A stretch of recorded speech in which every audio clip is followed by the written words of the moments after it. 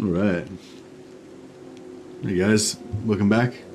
Sorry, I was a little bit slow to start today. I've been went away for the weekend, so I've been sleeping in, enjoying my leisure time, and so yeah, it was a bit rough trying to get up at 4 a.m. this morning. Didn't quite make it on time, but I am here now, and yes, the Death Knight is coming.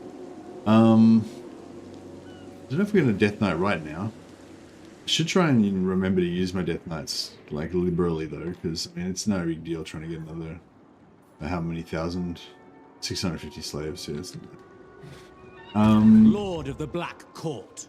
I gotta take stock of where we're up to. Sorceress of Crone. Yeah, we are at war with these guys. Lord of the Black Court. Take this time. I'm killing these Norskins here while we're at it. I'm gonna come around and get him. I'm just sort of trying to figure out where we're up to. But yeah, hey Ross Dugo, hey Boba Fetty, thanks for waiting guys, sorry for the delay. Hey Cloak Monkey, welcome. Oh yeah, we got Bretonia trying to get in on the action over here as well. This is ill-considered. My lady will not allow it. Cavalry, yeah. Cavalry are one thing that Blackheart Corsairs are not that great against. I've talked a lot about how much I love Blackheart Corsairs and how they beat everything and stuff. But yeah, they don't really beat cavalry. So yeah, that could be not fun. Although cavalry trying to assault a fortress might be interesting too.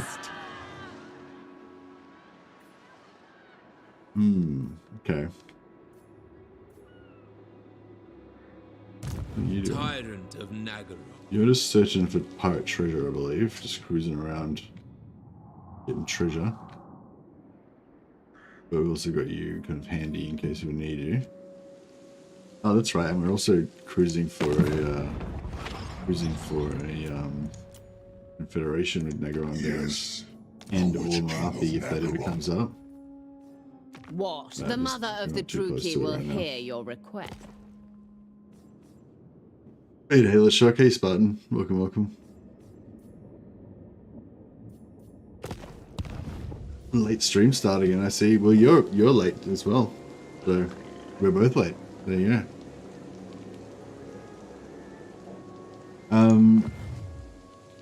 All right. Well, let's start off with some easy battles. Easy battle. I am Cain's instrument.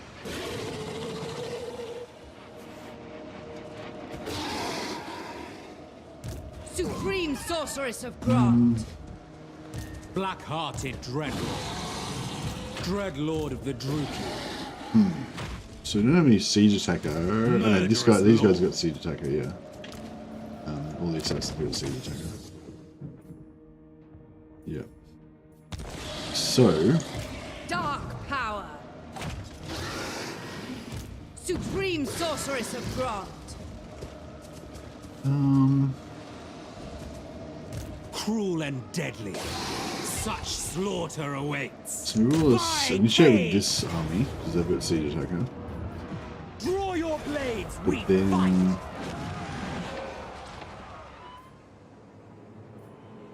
Master of Nagara. this guy can join My our time, army. my talents.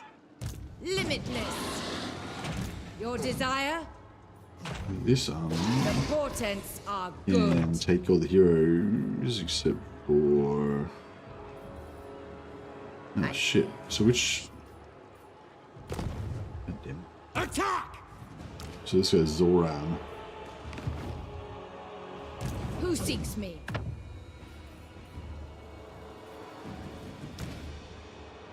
We will make them bleed.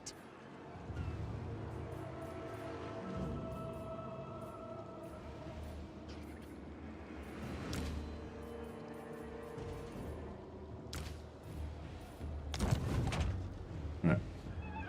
Get this The one thrill into. of battle awaits. Actually, she probably has siege attacker on her mount as well. Yeah. She is a cruel mistress. Yeah, I'll leave Hellebron not. Won't bring her in. Who's we waste her Christian movement.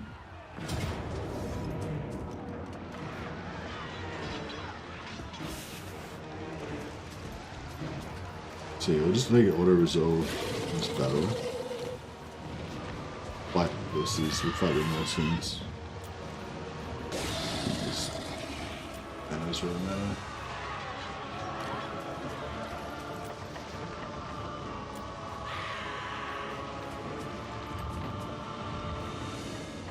Slaughter calls us!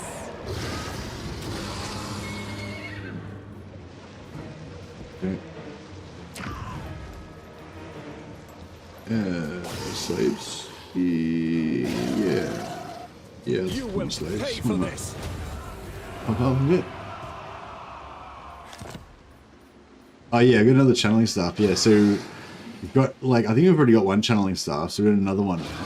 So yeah, there's a cool trick somebody was showing, told me about, where you can get the sword of Cain, and then you get two of these. You get as many channeling staffs as you can get, and then you can just keep using this cooldown reduction to keep reducing the cooldown on the sword of Cain, even if you're not in combat. So yeah, it's kind of cool.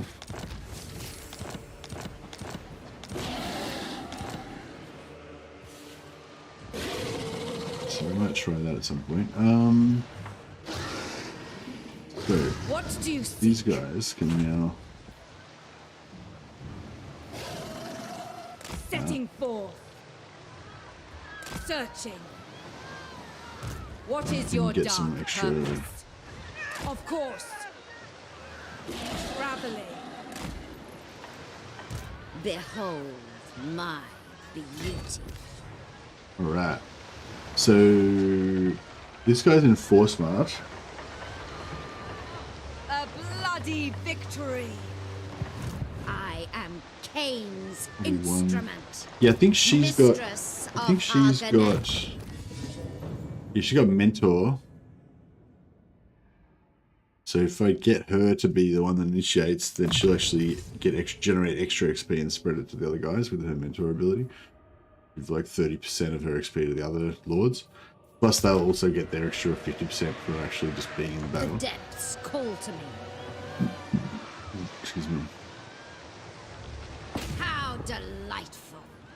Attack! Shit. I didn't think that through. I forgot that they were allies with Shadow Legion.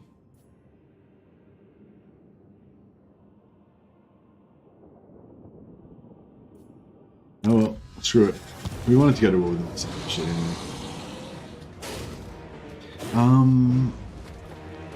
Might fight this one on the battlefield just to get our IM.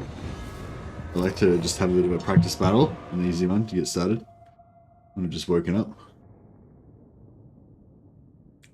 Ow, it's hot.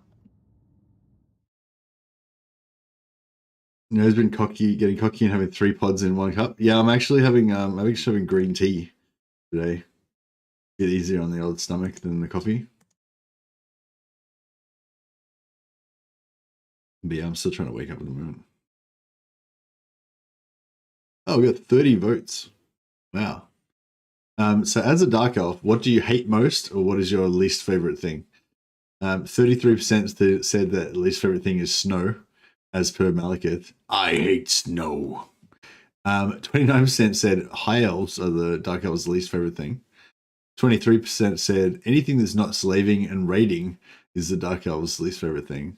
And 13% said weakness, because Dark Elves despise weakness. So there you go. You can vote in the poll if you have an opinion on that Right of topic. Cain.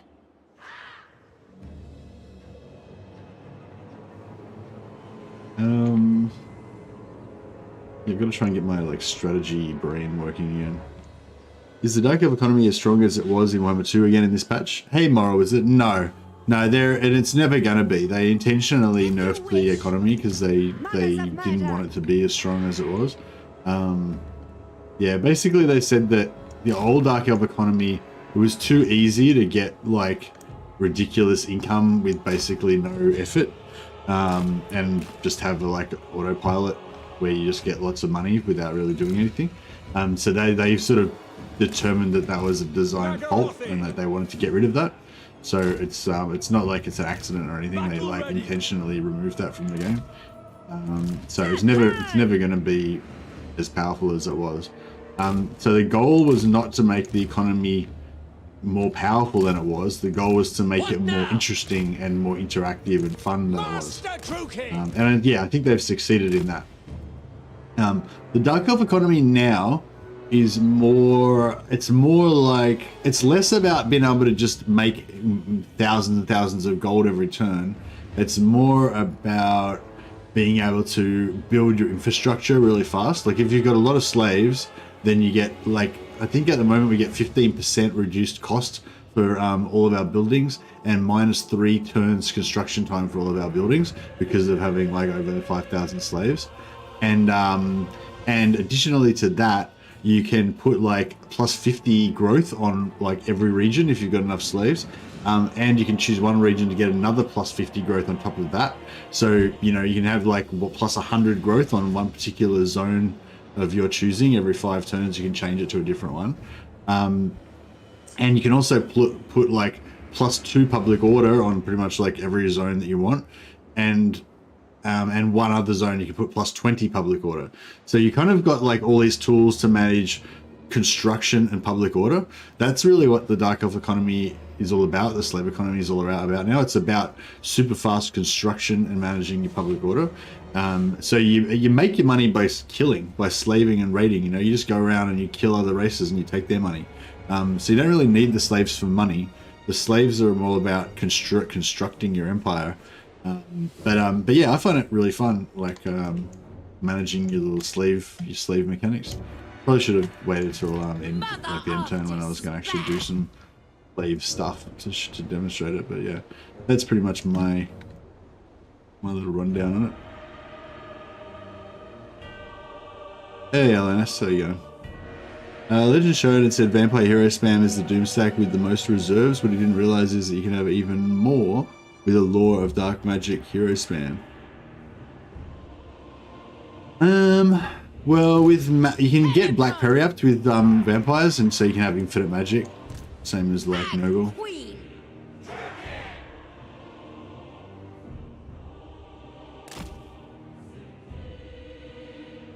But yeah, dark magic's pretty good. If you've got enough heroes, if you've got enough units to put as your dark magic batteries. I like using hydras because they regenerate their health as well. But you can just use like archers or whatever that aren't going to take too much damage. I'm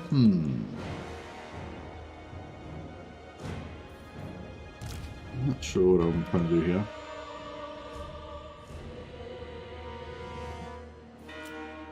Maybe we can just wait till our reinforcements come on. Maybe it'll be a trip. No, they're not going to Very well. Dealers in death. Make them bleed. To murder. Hellebron. Sorceress. Hellebron. Use barrier? Yeah, he used the barrier, yeah, sure. Cool. Sorceress of Grund! Sarothan! Setting forth! Now. Merciless warriors. Battle ready. Hellebron. Eager! Onward! Elfry and Aha! Femme fatales. Gay! I thirst! Very well. Dark sorceress! Yes. Certainly. Death comes. Hellebron.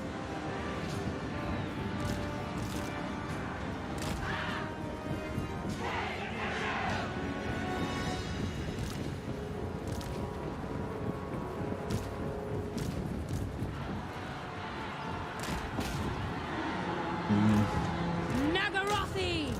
Black. Slaughter! Understood. Chef. Lap. Queen. Let's get some Hellebron. berserking going on. I offer blood. I summon thee. Stretch some bombs. Let's go do it here. Eager. Follow the winds. Shades. Forward. Yeah, we got some. Advancing. Destroy. Indeed. Outcry. I really want to wreck those guys particularly. Slash. Kill. Hellebron. Foul sorceries. Come to me. Servant of Hecate. Moving out. Battle calls. For the king. Blood queen. I want to murder this Leaf Hellebron. Bringers of death. Cool. Massacre them.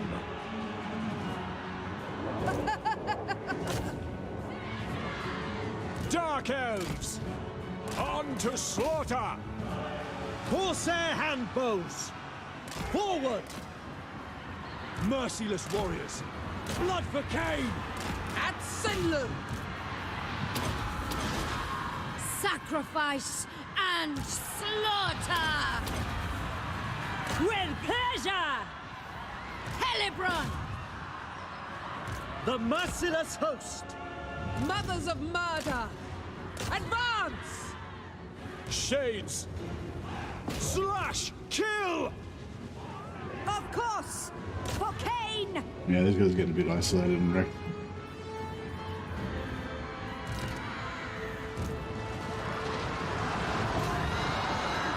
To battle.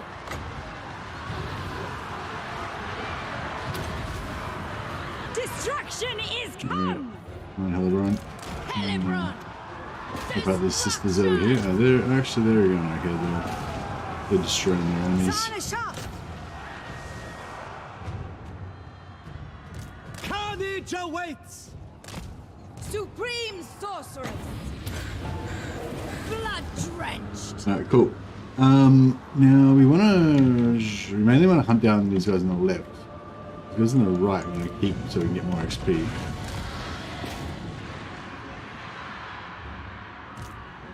I don't know if this is left part of the left one or the right one. Hecate. Skilled murderesses. Merciless warriors. Battle ready. I don't know if these guys going to do healing potions or anything. Wage war. Supreme sorceress. Fell and foul. Ruthless.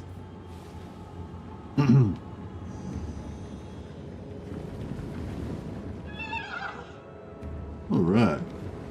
That's pretty good. Supreme sorceress.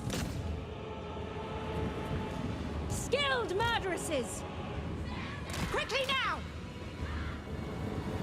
These aren't worth it because these trolls are only like one entity each, so they're not worth that much in terms of healing and slave taking.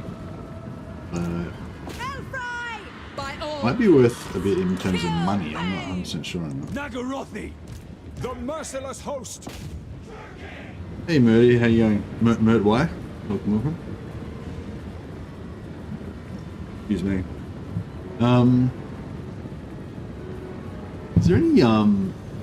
Is there any Dark Elf units that get barrier, or you have to actually make an alliance with Zeech to get barrier? I mean, I guess you could make an alliance with. Oh no, the Dark Elves. I mean, the Undead can get barrier, but I think they have to get their tech. They have to have it in the tech tree. So obviously we can't get any tech tree advantages when you actually have the base unit have the thing. Otherwise, you don't get it when you get the allies. But yeah, like I think if you play Undead, you can get hex rates. I think you can get your ghost things can get barrier. But yeah, I think it's a tech tree thing, so you can get it. Alright, that's enough of that.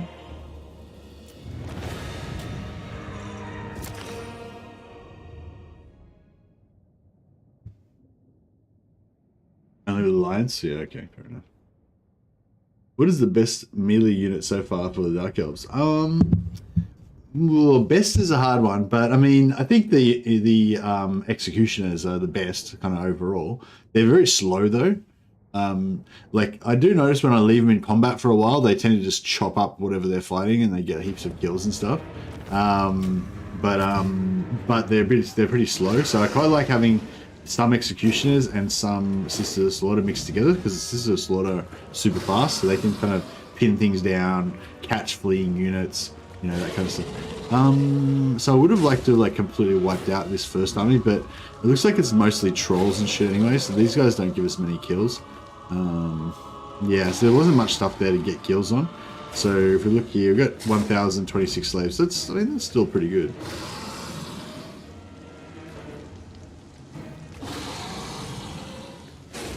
But yeah, you can see getting some nice heals there. It's not displaying on these units, but we're actually getting heals on them as well. Yeah, so we're actually healing these other units as well. So have a look, sort of like, yeah, so we look at this second army here, so like 70s, 80s, 70s, 60s, 59. Yeah. So we'll heal that. Yeah, I love the Dark Elves. Like, I love how you can actually heal armies with by fighting. It's so cool. Yeah, see this is like all, I don't know, better now, I guess. It's a short version.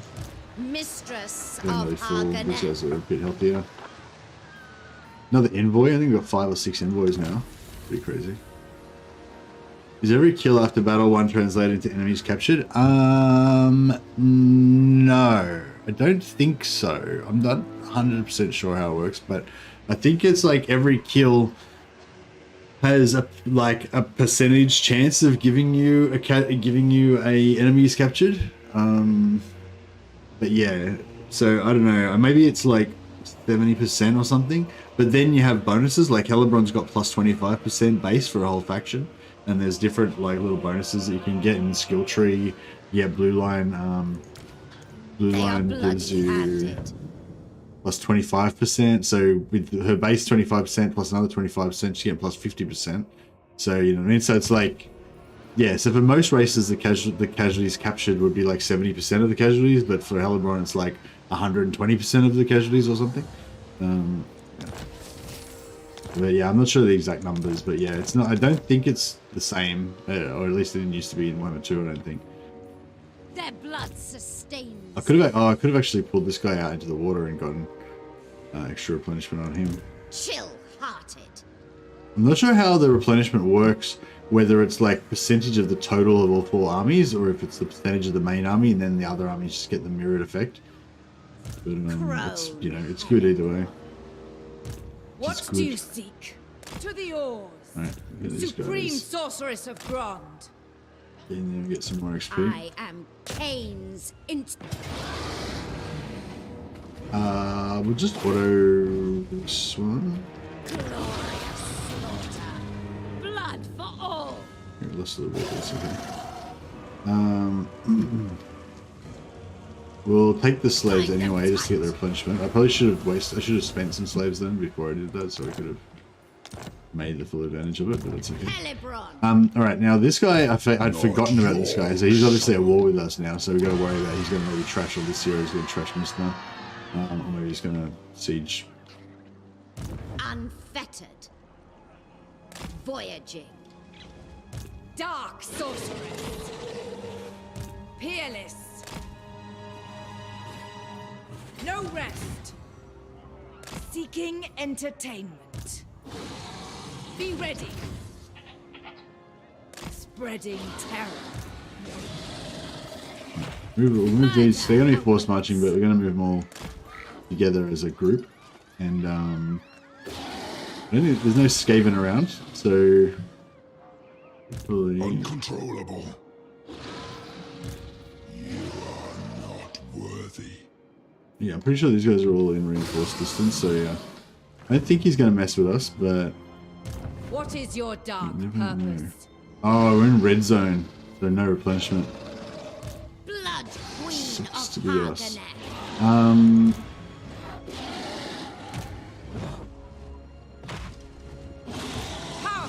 Enchantress. Dark sorceress.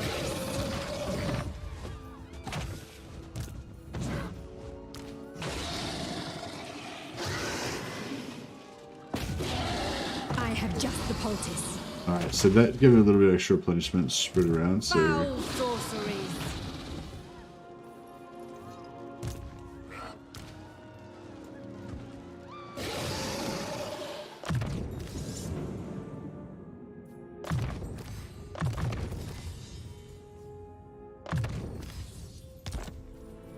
Yeah, okay, got a little bit of replenishment there.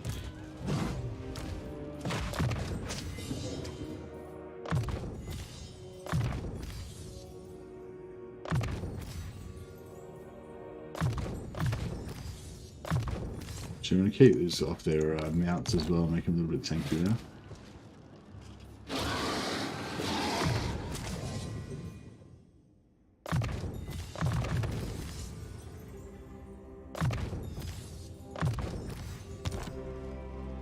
Hey Gadwin, how you going, man? Hey Nebin, going well, man, going well. Hellebron's licorice donut is going to Albion. Yeah, that's kind of what's going down. Feel my power.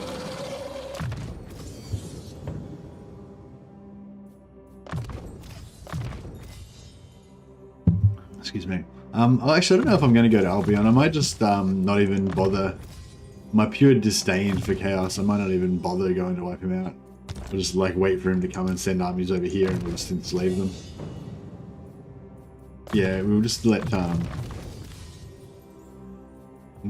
like there was a time when I was afraid of Bellicor, but now he's just my my slave Uber driver. He just drops off our slave takeaway meals and gobble them up. What do we got here? Some look at scouting. I guess is the most important thing. More magic items. Yeah, let's go. I can scavenge. Black Lotus. No, Dark Venom. Yeah, I like to make him. Yeah, I like these guys to just surprise, surprise destroy enemy heroes and stuff if they get too close. These guys are invisible as well, so they can't see, the enemies can't see them. You just kind of have them mixed in with your troops and stuff, and then if they send a hero in trying to Rambo, you just jump him, a bunch of assassins, and stab the shit out of him. They're not armor piercing, but I think their base damage is pretty high for a hero. So, especially once they got their buffs all pop.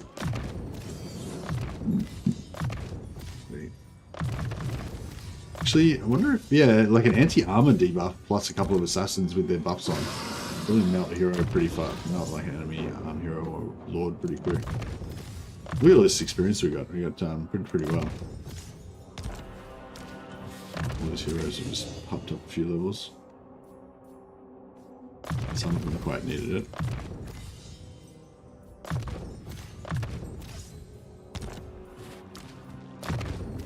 There's Immortal now. Nice.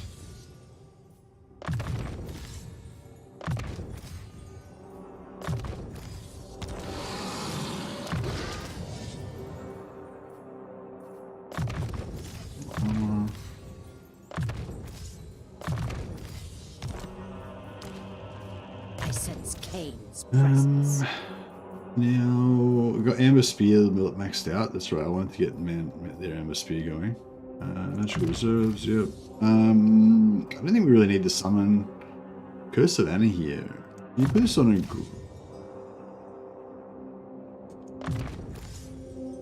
This area of effect, yeah, okay. Yeah, that's a pretty good debuff, hey.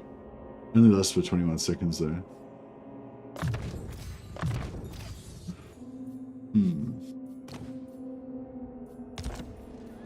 Still waiting for my Slayer Assassin Dowie. Yeah, that'd be pretty cool. A bloody victory.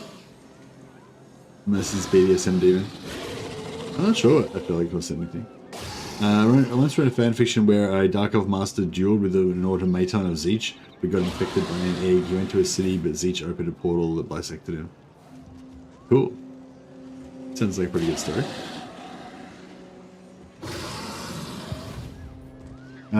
Mistress hey John. of Argonet. Melee focused Dark Elves, exactly. I don't know if it's madness. I feel like it's like the meta, almost. Dark elves, melee dark elves are good. I want more.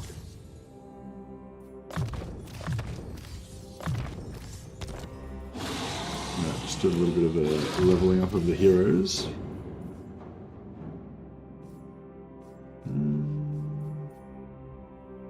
What's this guy? Oh yeah, we've got a lot of masters. He can share his experience around, being generous. Why not? The main thing we want to do is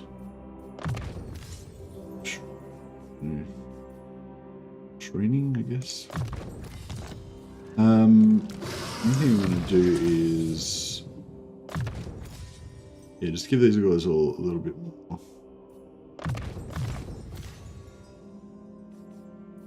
Skill points, and maybe you want to drop some healing potions on some people, so that if we get a tough battle next turn, we can heal up a few of our heroes. Oh no, the main thing we want to do is check everybody's off their mounts, because everybody leveled up, and a lot of them have got mounts that we don't want them to be on now. So. Yeah, we put the casters on their Pegasus and stuff. Dark Steed, nope. Manticore, yep. Cobalt Chariot, nope. Basically, all the sorceresses we want to be on flying mounts or horses if that's all they can get. And everybody else we want to be on maxed. Yeah, Dark Steed's okay, it's the best you can do. No, Cauldron of Blood, yet. Black Dragon, nope. Black Dragon actually was pretty cool. One of the fights we had, the Black Dragon was wrecking enemy lords in melee, which is pretty sweet. But in general, I don't know.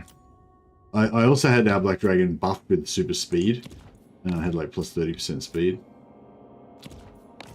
So that made it quite a lot better. I think the main problem with the Black Dragon is they're sort of slow, and they're a big target for shooting, and they get surrounded by anti-large and kind of get drilled a little bit. So yeah, having a kind of super fast Black Dragon was, it was kind of cool, but still, I'd probably rather not, basically. Tyrant of Nagaro.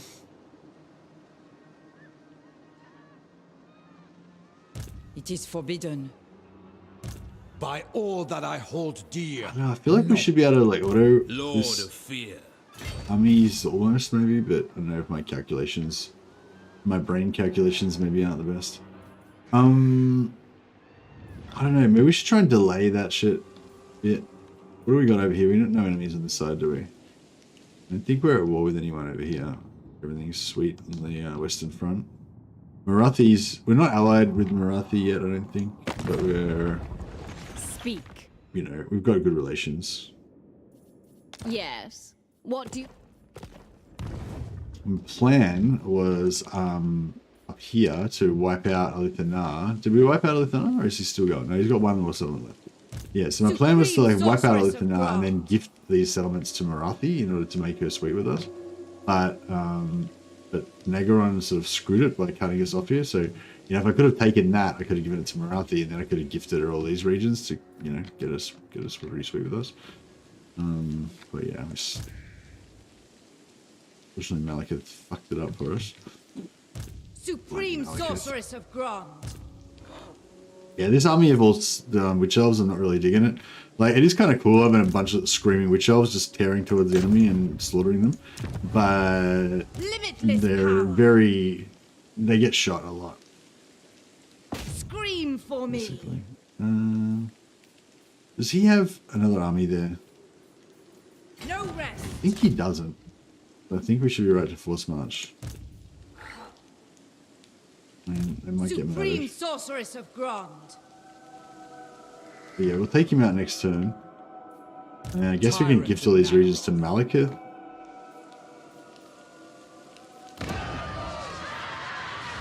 We've got rebels there, but it's alright, this is low level anyway. And yeah, this area here, we're going to abandon this and let Malekith take it. Malekith's going to be at war with Sigvald. We're just noping out of this whole northern army situation. There's destruction everywhere. See if we can give some more stuff to but they will change nothing. One less. Yeah, give him one less. I accept. Excuse me. Shrine of Ladriel, where's that? It's there, okay. Yeah, you can have that. Very well. Oh, actually, we're reducing our slave capacity, I just realized. Oh, yeah, okay. I thought we might lose them instantly, but no, that's right. But yeah, so slaves, yeah, see down the bottom there, construction time -3 for all buildings, construction cost -15% for all buildings, -4 controlled for all provinces, and plus 10% income from all buildings faction-wide. So that's basically what your slaves do in terms of a passive buff, which, and, you know, you can see the main thing of that is just crazy construction, you know, like really fast construction. And then over here you've got all your, you know, things. But yeah, so we can actually, like, before we get rid of this, we can actually use it to give us another 1,000 gold this turn. Because it's only 600 gold, 600 slaves, so it's not too big of a deal. Oh yeah, and we get those bonuses for being over 5,000. So we're actually 2,000 into that 5,000 bracket, so actually can drop down quite a lot and still be getting the advantage. Get another 1,000 from this. We'll sell that next turn. Black Forest. Yeah, this is another region. Another 1,000 gold here.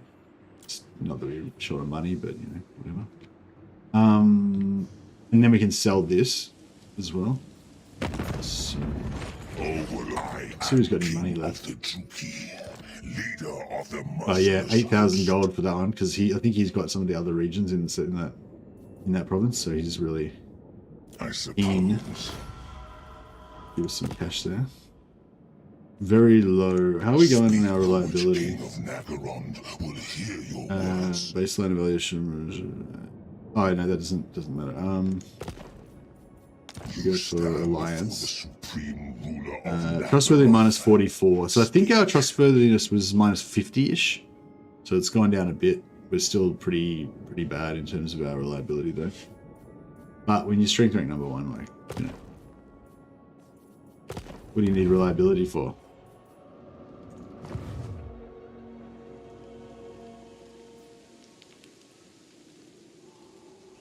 Yeah, Malekith's starting to look a bit like he's got some Norskins attacking him here. He's got Big World coming in here. He's going to have these other Norskins up here, although it looks like he's going to kick their ass. Has he taken out Grombrindle? Like, he's taken out Grombrindle. Oh, he's taken out Ketep as well. Yeah, I'm wondering if Malekith and Marathi are going to get into a war with each other. That's not really...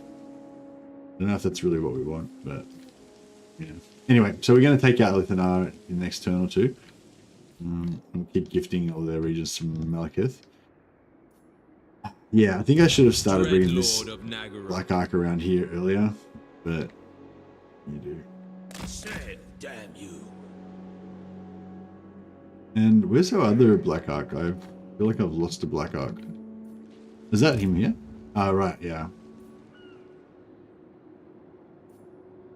Admiral Granite Stance.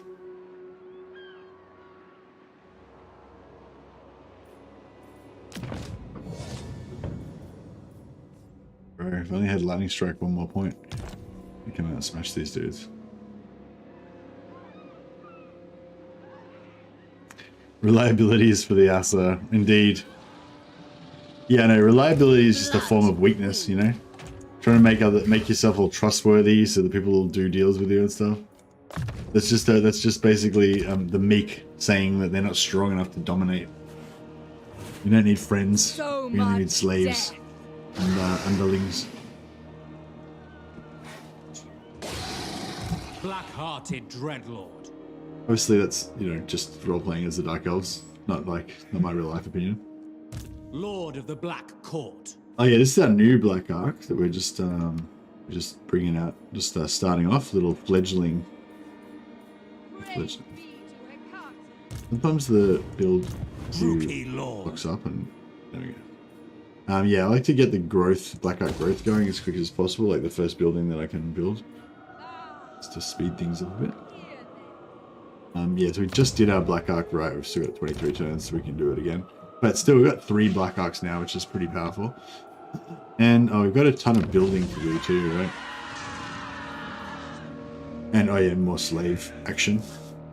So this is what I was talking about, the plus 50 growth per turn commandment. So you can have that on like every settlement. Like no other race has got plus 50 growth per turn commandment, I don't think. I think the Dark Elves have the highest one. It's pretty cool. Yes, this guy's on minus 97. You know, he's about to, almost like it's going to rebel. So we could put this, the normal one on, because it's plus 2 public order. We can just kind of put that everywhere. Or we could go for the big one and get plus 20. But you only do that on 1 settlement every 5 turns. So you might want to kind of just look for your most, you know, most difficult to control settlement. So Nagarath we don't care about. We're gonna we've got an army sitting there, so they can just deal with that. Hellebron, we're just looking at now. Broken Lands, we don't care about. Huronok.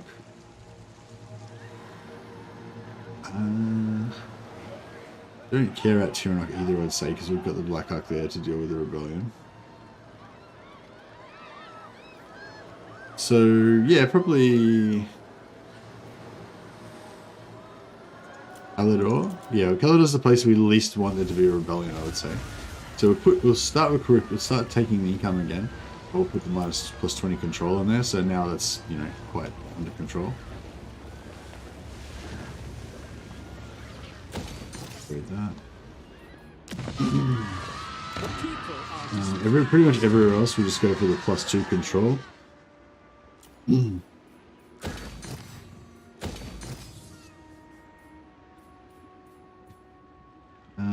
Let's get some more money, I guess. I think I'm probably going to slow down on... you know what the strongest Dark Elf faction is? Is it Malice Darkblade?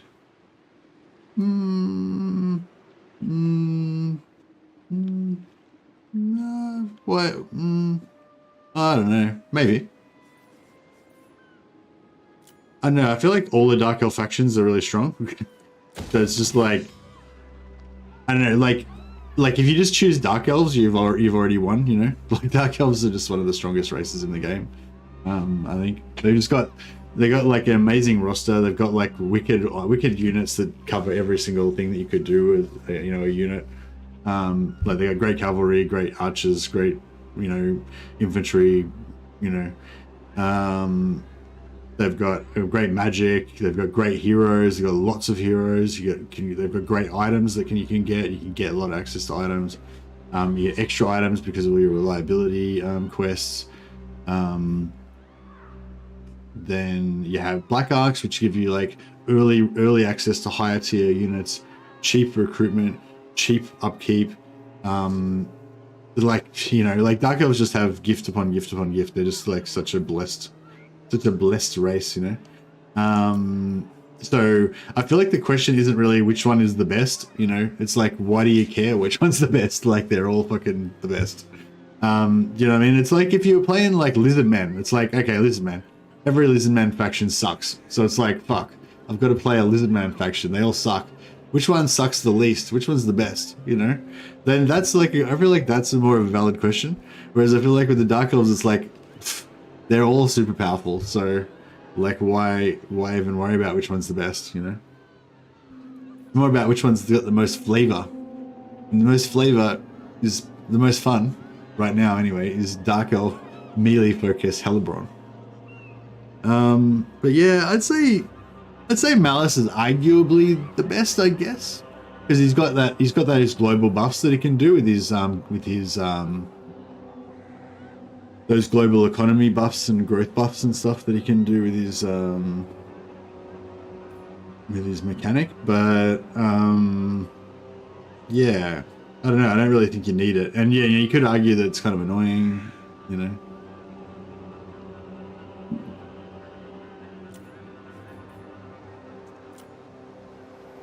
Malekith's got a really good start position. That's another factor as well. Like on paper, like one faction might be stronger, one faction might, you know, but like that, like Malekith's got a really good start position, whereas Malice has got a really shit starting position. So I like, you know, I feel a lot more powerful when I play Malekith than when I play Malice, because Malekith has a better start position, especially if you ally with Gromrindal early on, makes it super easy.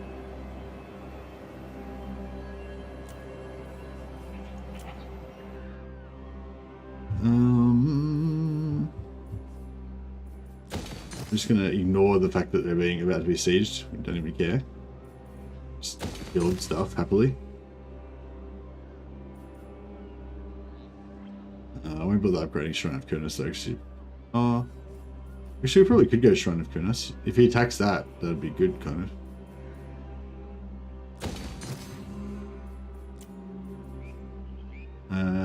Getting a bit low on the old. So now that I've gone down below 5,000, we're only getting -2 on 2 turn. Yeah, -2 building per turn. So you should actually go through and do all of your building first, and then come back and do all your slaves. I've just been a bit lazy, and I've just been doing it at the same time.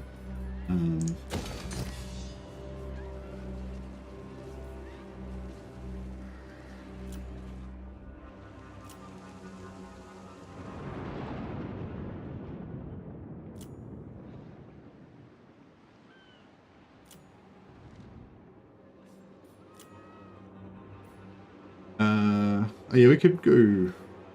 What's pretty safe? I guess Tower of Lycian is pretty safe.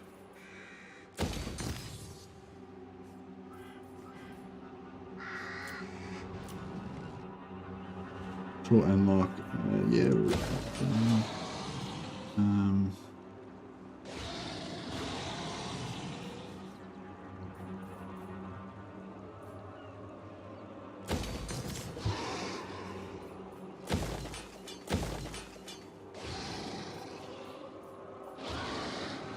Just torture. Yeah, I guess we can put that up. Haganath, we're just, yeah, obviously we're selling everything here. We're going to basically abandon Haganath. You used to get a negative, like you used to get a malice for losing your capital, but I don't think you do now. You should build an army with a lot of Haganath. Actually, I want to, bro. I haven't got the recruitment capacity yet. I've got to get a Black Ark up to tier 5 or a settlement up to tier 4. I think Crace is about to get up to tier 4. So if we can successfully defeat this, oh yeah, I've got this over here too. Yeah, we get 1,000 gold out of that.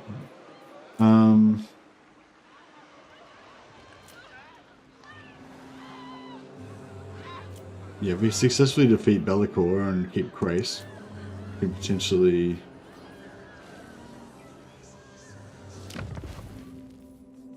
Yeah, Crace is tier 4, yeah. So if we keep leveling this up, we can get recruitment here. There's one turn here, so we get a bunch of slaves, build that again, one turn next turn. So it's only like 2 turns away before we can get executioners. Assuming we can get them up to 5,000 slaves again by the end of next turn. Yeah, Haganath executioners are pretty badass. Heavy armor, heavy damage dealing, armor piercing. There's a lot to like. I might stop spending all my slaves because I'm kind of getting low now.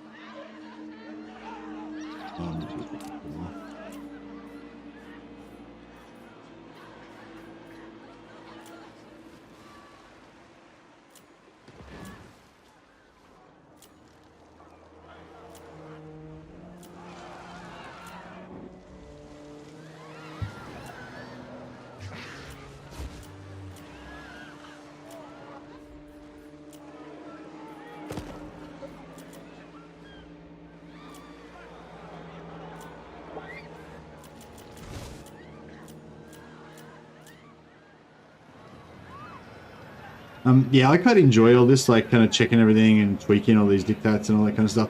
I could imagine, like maybe when you get to the late game, it might get a bit annoying if you've got like heaps of settlements that you got to do it to. But I feel like in the early and mid game, it's kind of fun and it's quite impactful, you know, in terms of managing your public order. Dreadlord of Nagaroth. But yeah, I'd be interested to see what you guys think about it all. Their hearts rot with murder. But yeah, I don't know which one's the most powerful. Like, because Harganath has the best slave capacity. Because Hellebron gets plus 25% casualties captured after battle globally for all faction. So she's the best one at getting lots of slaves.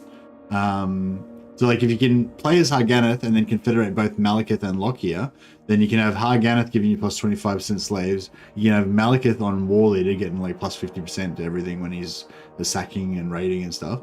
Then you can have a Black Ark giving you bonus to captured casualties and after battle income and all that kind of stuff. Sack money and whatever. And then you can have Lockyer's Black Ark also buffing all that shit as well. But to max that out, to basically the maximum rating and slaving, I think you need Hellebron as your base race. Excuse me.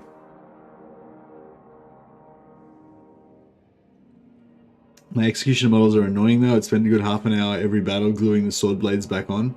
As GW casts the blades separate. No. Yeah, I hate miniatures that have really flimsy weapons and stuff that just snap off all the time. It's super fucking annoying. Granite Stance. Is this the guy that's under siege in... No. We honor you. Yeah, I wish he had another...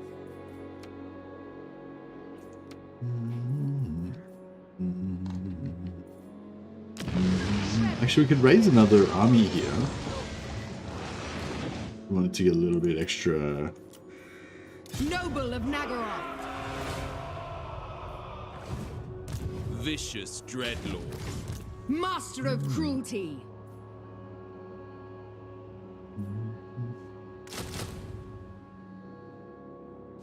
Yeah, they've done a weird thing where if a Black Ark is garrisoned inside a settlement, when you put it in Dread Expansion, it doesn't give recruitment to other armies in the region. Yeah, so if he was outside of the settlement, then he would give replenishment. Lord of but Black he would give recruitment, but he doesn't because he's inside a settlement. So just a weird thing.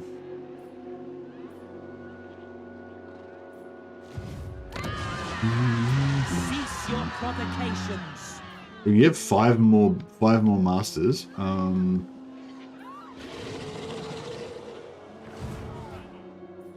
guess we should pop them out here. The Druki are restless. Master Druki.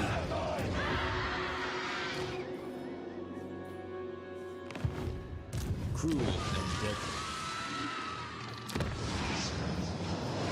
Dreadlord of the Druki.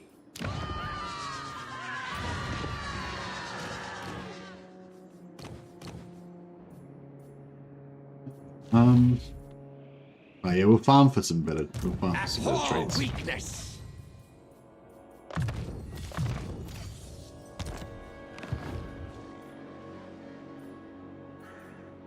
Yeah, I went up to Newcastle and I checked out my mate's dry brushing setup. He was showing me how it works and everything, and yeah, it's actually really cool, and it looks pretty easy to use as well. Like, well, it was pretty easy to use. He gave me a go of it, and yeah, it was just showing me how to, like, you know, put your paint in and how to clean it, how to clean through your nozzles and everything after your when you're changing colors and stuff, and after you finish painting, and how to, like, you know, blow the air through. It's, I don't know, it's really cool, like, because you can actually dry brush really fairly fine detail. Like, it's not like you just spray paint the whole model. Like, you can actually, like, paint little bits of detail and everything with the dry brush, which is pretty cool. It's not quite as fine as the brush, but, you know, it's still pretty good. And you can you can dry the paint. You can just blow air through the airbrush and kind of like air dry the paint, so you can dry the paint really fast. And like, if you screw up and actually paint the wrong part, I was quickly grab a paintbrush with water on it, quickly scrub the paint off, and then just use the air through the airbrush to just dry the water off really fast. So it was really, like, it's like paint quite carefree with airbrush, yeah. Yeah, I was airbrushing, and then if I made a mistake, I could quickly like wash it off with a paintbrush, and then quickly blow air through the airbrush to like blow dry the water off again, and then just carry on airbrushing again. Yeah, it was pretty good. Yeah, I meant airbrush. What was I saying? I thought I said airbrush. Maybe I said something else. Maybe I was saying dry brush or something. But yeah, anyway. Yeah, airbrushing. It was good. Dry brush. Right, sorry. Getting confused. We were talking about dry brushing. I was doing a bit of like, I was trying to do a bit of like zenithal highlighting kind of stuff. And kind of trying to get like dry brush effect by like, you know, airbrushing across the ridges of stuff. And yeah, I don't know, it's good anyway. Good fun. It's just good, like easy way to just get paint down really fast on a model as well. You know, it's quick Lord and of the Black Corps. satisfying. Nice, easy to get a nice even coat over wide areas and stuff as well. Yeah, it was a good, good experience. All right, are we pretty much done with moving all these enemy models around? I feel like we're gonna get some. We're gonna have some action this turn. Helicor's probably gonna wreck some shit that I don't want him to wreck, but Dreadlord of I don't know if there's much we can do about it. These guys have got artillery, so they can siege this straight away. I've got a pretty decent garrison there, but black-hearted Dreadlord. So these guys aren't very strong. I could give like, you know, I could give him like the armor of living death, and give this guy the armor of eternal servitude, and then actually swap them around. So this guy's got the hunger, yeah. This guy's got the web of shadows, which is like a single target assassination type thing. Maybe we should get rid of that, actually. It's not that great. Whip of misery, some, yeah, debuff the melee attack on cavalry. Pretty good.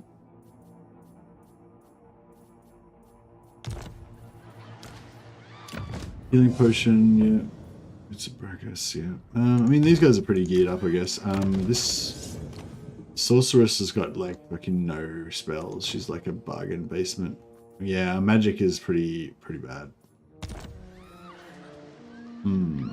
I must be stronger. Yeah, I don't know if I like this whole Britonia situation over here. This guy is like 1, 2, 3, long way away. Do not vex us. Raise another army here, maybe.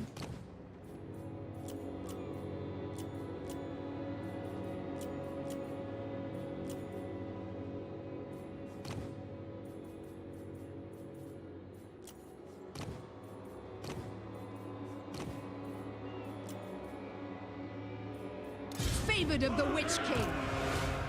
Establish a garrison.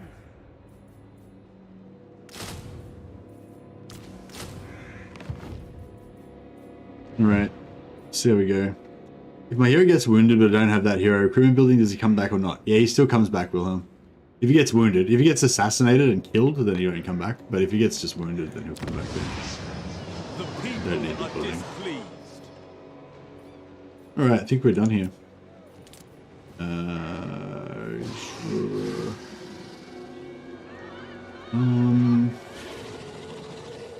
I guess technically we want to go growth right now, but then I probably want to go public order to stabilize this one, so we'll go growth now and then we'll go public order later on. And then we'll pop this as well.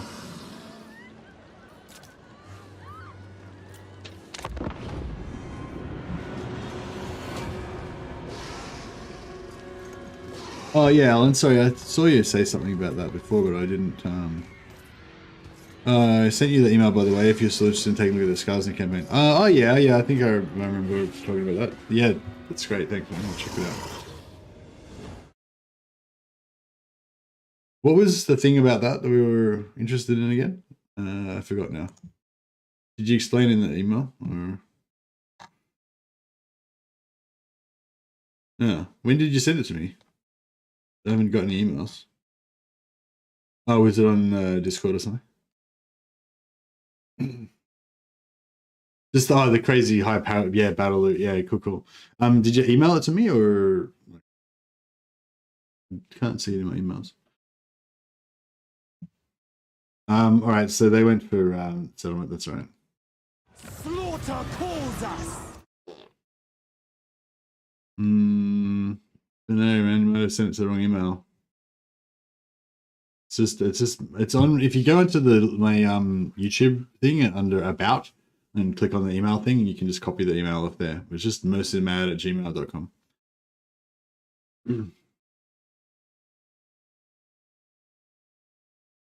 Yeah, I haven't got an email.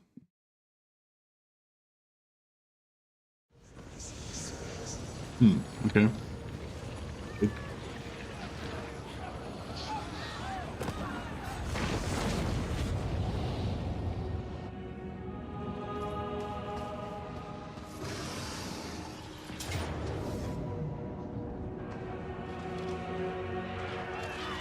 That's okay. Yeah, we don't care about him. Is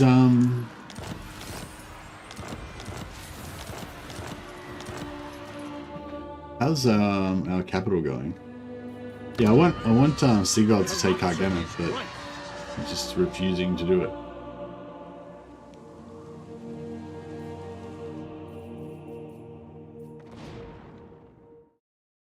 Junk file. Spam? Oh yeah, it's in my spam folder.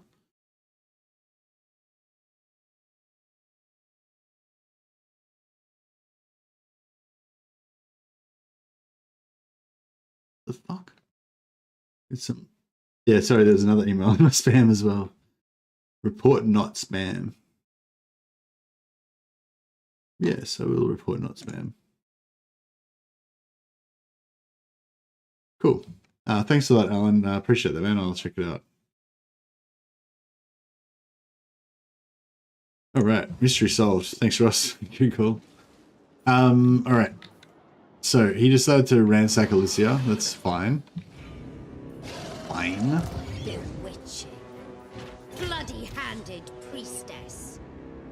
All right, we're just gonna have to Destroy them. yeah, take another hit. Enchantress. True power unleashed. Not your shadow. My powers are yours.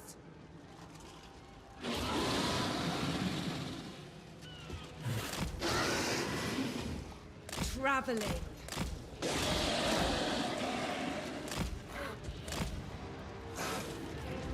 Uncontrollable. Force Master and just so I can get them. Setting forth. By the god of murder. This is real military might. Perceptive, cunning, cruel. Cunning, I think she gets poisoned automatically, so it's a waste. Cruel, yeah, it's not the Witch best. But elf priestess. better than nothing. Perceptive, strategist. I guess strategist, maybe. Yeah, they're all crappy traits, but it's fine. More hero power. Spiteful. Oh yeah, the master trait. Master Don't really need it, but if you're gonna go for like the ultimate melee stack, you may as well get some few spitefuls in there just to spice things up a bit. Okay, this is interesting. He brought his two armies ashore, and he left this army vulnerable in the water. My lady would So we not can allow. gank these guys if, assuming we think we can take them out with this, which I'm Tyrant of sure we can. I'm not sure if we'll, you know, we might take a few hits. Might get a few bumps and bruises along the way. Yes. Let's use this little army here to punish these rebels. I might actually farm these rebels for a turn just to, yeah, let's get some growth going and post-battle loot, slave income. They are bloody-handed. So this guy's got Lightning Strike.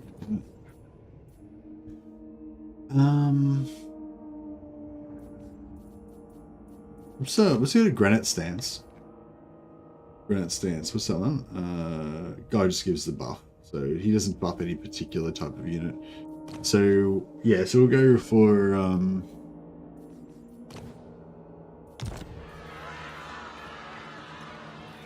sense Cain's Yeah, we'll go Slaughter Lord, I guess, for melee, but we don't have any melee at the moment.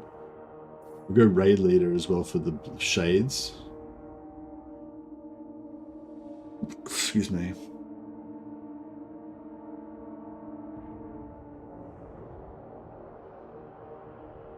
Yeah, so neither of those really make any difference in this particular engagement.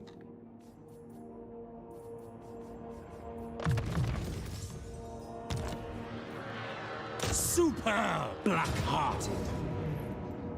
Oh, he's got a catapult we can capture, potentially. So if we don't... So every time we fight a battle that's got artillery in it, we've got a 10% chance of capturing it, I believe. So if we don't wipe it out in the first battle, then we can potentially farm it, have another chance to farm it next turn.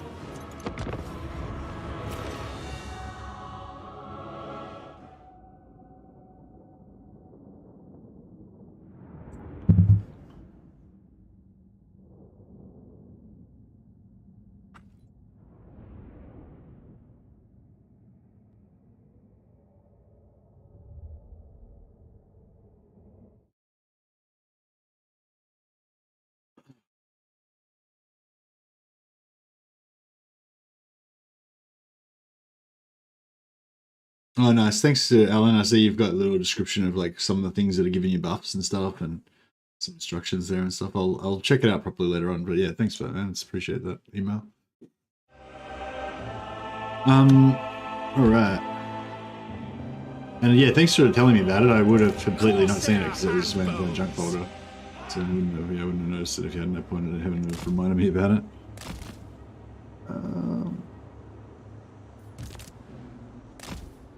What now? Master Druki! Dark elves. Dark shards, eager for battle. At once. It is done. Going! Oh yeah, they've got artillery. All right. Guess we're not gonna. Master I'm Druki! gonna chill back and relax like I was kind of planning. Here's the artillery. End them! Make them bleed. Corsair handbows! Cold-blooded killers! Moving out! Slash! Kill! On to slaughter! See it through! Corsair handbows! Slash! Kill! Going! Advancing! Kill everything. Blood for Cain! Murder awaits! On to slaughter! It is done! My blade hungers! Nagarothi! I'm into melee with these shades. I think that even though the shades probably have better melee ability, because we've got armor, and the shades are not armor piercing, they should do alright there. The shades are anti-infantry, but I mean, so are the Corsairs. So, Dark shards! To destruction! Corsair handbows. We are ready. Forward. We are ready! At once! Dreadlord! get the assassin onto the. Where'd the assassin go? Yeah, he's. Merciless warriors! Druki! The merciless host! Master Druki! Corsair handbows! Oh yeah, don't attack that Noble born! artillery anymore. On to slaughter! Glorious destruction! No survivors! Corsair handbows! Forward! Dark shards! By Cain! Advancing! Druki, forward!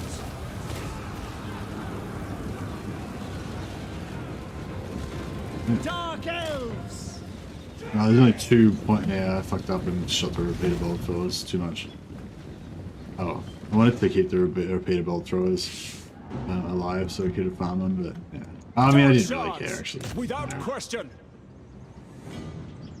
Normally, I like to kind of have a couple of repeater bolt throwers just for siege attacker, and also just because it's fun to have artillery and be able to pull enemies towards you and do artillery stuff. But for this one, we're going more melee orientated. We're just going to use assassins as our siege attackers mostly, so it's all good.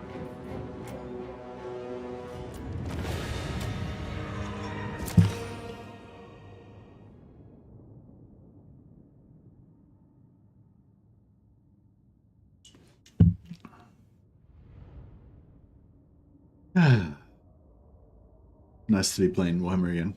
Had a couple of days withdrawal. Yeah, I went up to Newcastle. We, yeah, mate was showing me his airbrush. That was really cool. He plays this game called The Mansions of Madness, and it's like, it looks really cool. It's kind of like this, kind of like a murder mystery type game, I think, but like it's Call of Cthulhu setting. So it's got all those like, you know, primordial horrors and stuff. If you're familiar with H.P. Lovecraft stuff, the Call of Cthulhu and shit, it's all that kind of stuff. But yeah, there's like hundreds of models. There's all these expansions for it, and there's more heaps and heaps of models, and it looks really cool. So yeah, I really want to play it with them, but apparently, you know, you got to set aside a good like 10 hours to play to have a good game of it. So yeah, we didn't get to do it this time around. But you confirm Mansions of Madness is amazing. Yeah, it seems really cool. It's got like a video element to it as well. Like you put it on a TV screen, and the TV gives you like instructions and stuff, and to what to do on the table and everything. But yeah, and you have all these miniatures for it. And yeah, it looks really cool. I was always interested in the Call of Cthulhu, but never really, I don't know, never really played it. Even back when I was in my like D&D days. Let's give us extra replenishment. Yeah, we've got shit replenishment because of the I wonder if we go, we get a little bit here. Cain honors me. I just top this army up a little bit. We'll just let him chill there, that's fine. The tablet computer works as the game master. Yeah, that's cool. So yeah, so the original kind of idea was that he wanted to paint some of his Mansions of Madness models. And so I kind of had this fantasy we're going to go up there and we're going to get a whole like painting production line going, you know, but then like kind of looking at it, you know, there's just too much. There's too much. Like the Mansions of Madness has just got too many models. There's hundreds and hundreds of models. Like, yeah, couldn't really even make a dent on it.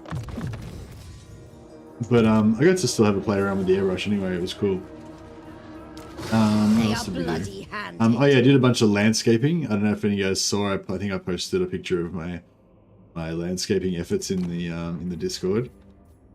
We built a couple of garden beds. It was pretty cool. So Barbstorm and Beast.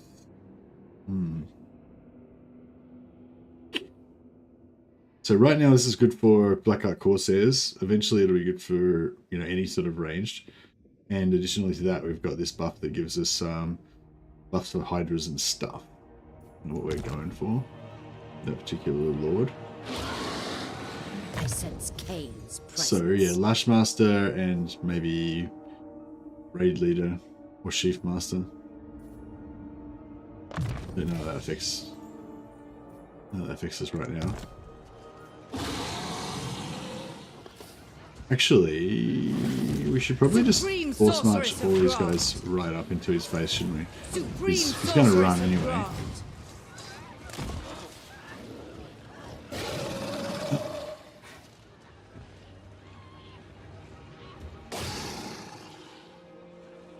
Alright. Okay, so let's see if we can decimate this. We have a deal. Coast army here. I bet the AI was trying to move this onto the coast, but this guy blocked him. Like that space that he's in is the exact spot, and so it just moved there, and it was like, oh, nah, and then it didn't try to move again. Like it probably had a bit more movement, but it just didn't try and use it. So yeah, and that's why it's in force mode right now, I'd say.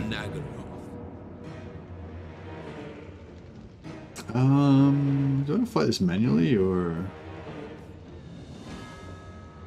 I don't know. We'll fight it manually. We'll see how we go.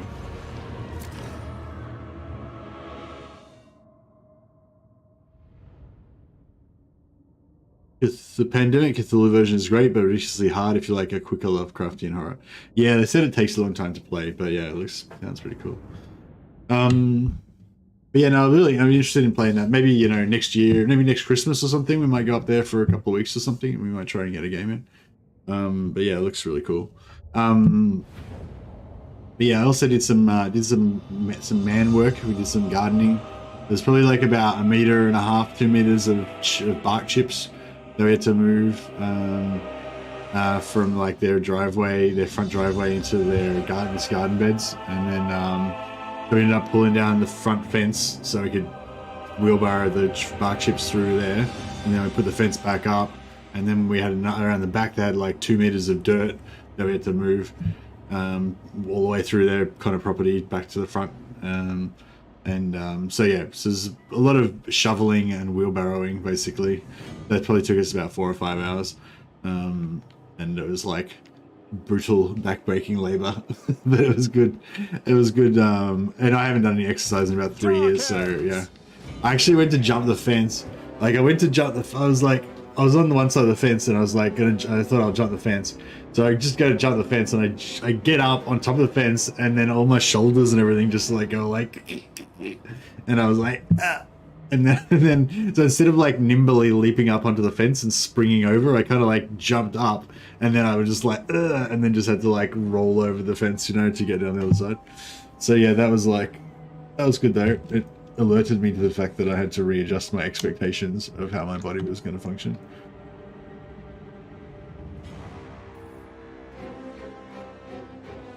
But yeah, so we did about 5 hours of landscaping on the Saturday, and then spent the rest of the weekend just all like busted, basically, all muscle soreness and shit. But it was satisfying though. Alright, let's see if we can teach these landlubbers a lesson. Oh, I've never played it. I've never played it, so I don't know anything about it. Sorry, is that Oaks? So yeah, I won't get any references. But it looks really cool. It looks like it's got a really cool like atmosphere to it. You know, like that. It looks like it's got a really like murder mystery horror kind of atmosphere to it, which sounds really cool. Good old gardening relaxation. Yeah, not really gardening relaxation. More like a manual labor therapy. You know, just doing like hard physical labor where, you know, your muscles get tired and you're exerting yourself and you have to drink heaps of water because you're sweating so much, and, you know, all that kind of thing. And then it just, you know, just kind of clears your mind. Yeah, they were too close together and they got punished. At once. Oh yeah, we haven't actually had any Black Ark artillery support for a while. A bit of that. Destruction awaits. Come, melee. Blood will flow. Master Druki! That was a nice hit. Swiftly. Ruthless! Corsair handbows. Now those fire arrows shouldn't do too much damage because they're not piercing. Wish. Master Druki! Pride! He's anti-large. Oh yeah, he can. Oh yeah, that's perfect. This web is exactly for this sort of thing, single target. So that's really good. Hopefully he'll kick the shit out of that guy. We'll slow him down as well so he can't get away as easy. These guys should be kiting really. Just not really meant to be in melee. On to slaughter. Yeah, kite against heavy infantry they should kite, and against other against light infantry and archers they should kill. That's pretty much the gist of how you function with Black Ark Corsairs. Oh yeah, check this hero. This paladin got fucked up. Suck it. Kill. Maim. Slash. Kill.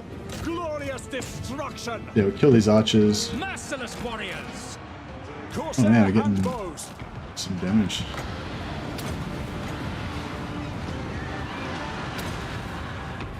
We are ready!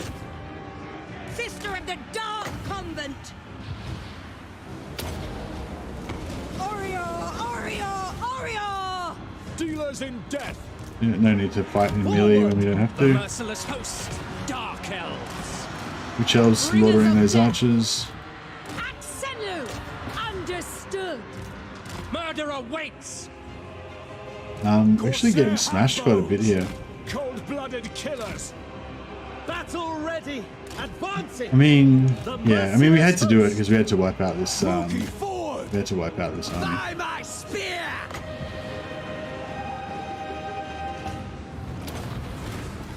Right now, they're gonna get wiped out, so we're gonna lose. Suffering for all. We're gonna lose everything.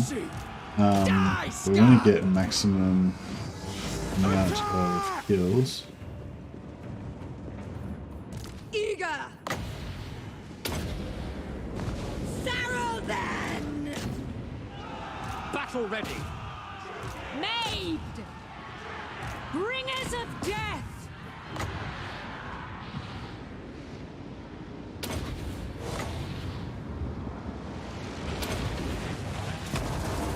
Oh, I might have hit one. Might have hit one of them. I got one of these lords. Indeed. Mothers of Yeah, I'm just trying to get as many heals as we can, basically. The more kills we get, the more heals we get. So. Dreadlord. Battle ready. Sorceress of Grond.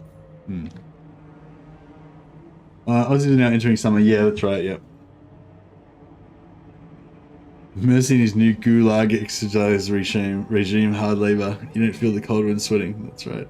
Oh no, it's summer now in Australia, so. Oh man, my shoulders. Yeah, on my back. You know, shoveling is like. I feel like shoveling is like the ultimate back strengthening exercise.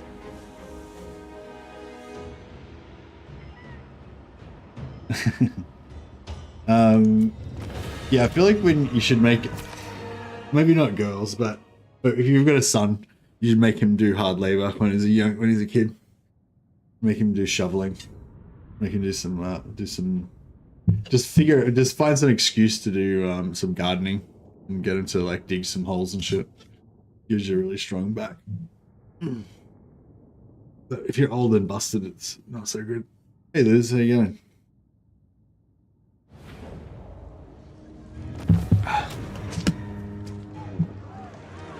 Shoveling and woodcutting. Yeah, woodcutting's good too, yeah. Woodcutting's maybe better maybe woodcutting's better because you kind of, with woodcutting you kind of, I feel like you're more likely to have good posture when you do it, you know? Whereas with shoveling, I feel like you're more likely to just end up having bad posture because you're so tired and you just, you know, you end up just being lazy and doing random shit. But that maybe makes you stronger, so maybe it's better. 10% replenishment, yeah, that was pretty solid. But yeah, our army still took quite a hit there. Tyrant of Naga. Some chunks missing.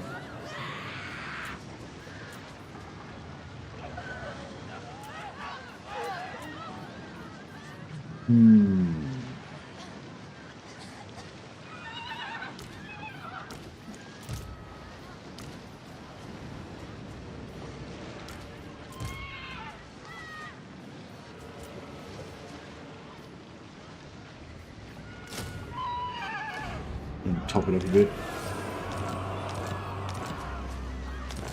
I mean, the Admiral's immortal.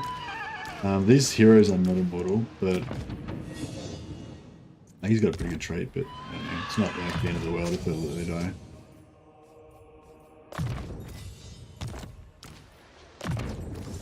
She could get it. Yeah. We could have actually got a level up. Gotten a decent spell, that would have been good. Yes. If this guy gets unassailable, plus 15 armor when defending, plus 5 armor piercing when defending. Yeah, that's pretty good. Because they're going to be attacking us, right? So. Oh, okay, shit. I was going to say I should have taken lightning strike, but no, it doesn't matter because I can't attack anything with lightning strike anyway. So. Going ashore. Although. Cruel and deadly. Cruel Dreadlord. Do you reckon we could auto-resolve this to death with this? No. I don't reckon we could. Dark Lord. Especially if we gear them up with, if we gear these guys up with items.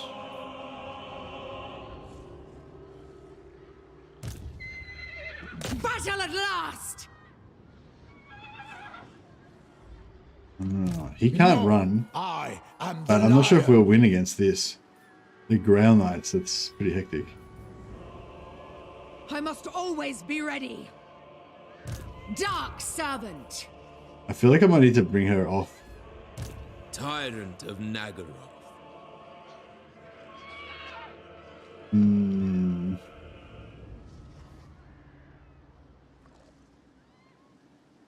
I'll make my son shovel when he's old enough. It's good training. Makes him strong. But yeah, I feel like that's probably one of the reasons I've got such a big like back and stuff is just from shoveling and stuff. When I was in my 20s. Because I haven't done fuck all for the last 15 years. But I'm still a bit of a unit.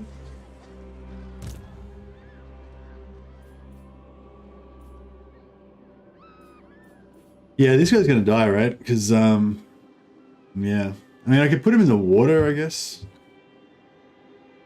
Thralls, move! What? Cruel Dreadlord.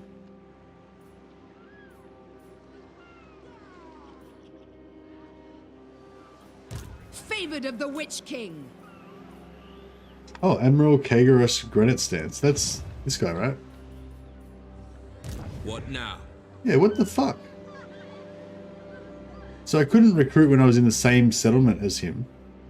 But I can recruit over here. Your darkness. That's weird. What about if we do that? Nagaroth nobility. Yep. It's still, that's so weird. So just say before, like when these guys, when the Blackhawks are garrisoned, you can't get recruitment from them. But here I am getting recruitment from him over here. I wonder if you can't get recruitment if you're in the same province, weirdly, or something.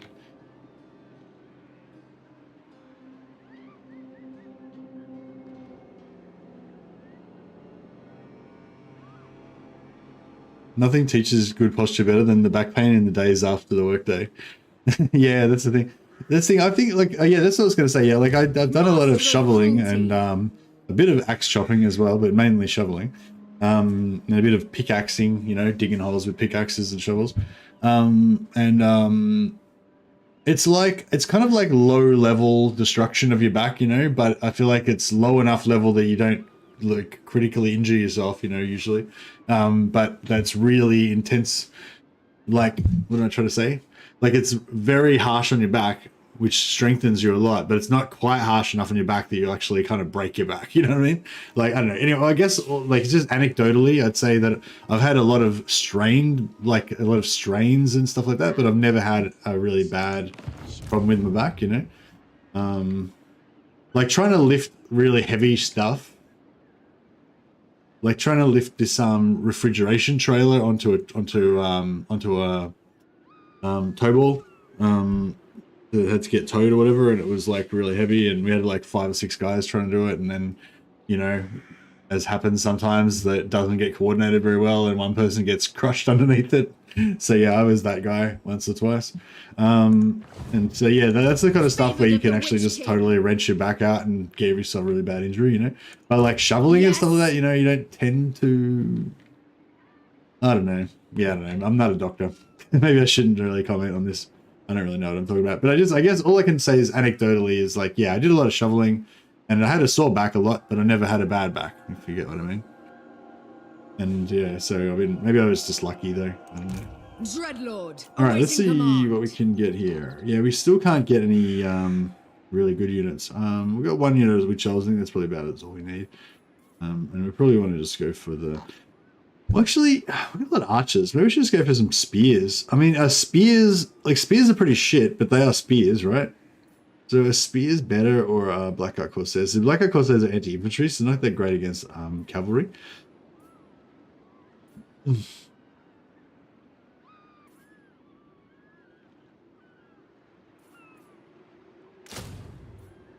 So spears are bonus versus large 14.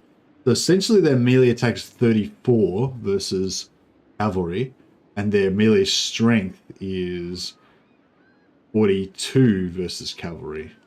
Whereas these guys have nearly that much melee strength naturally, and nearly that much melee attack naturally.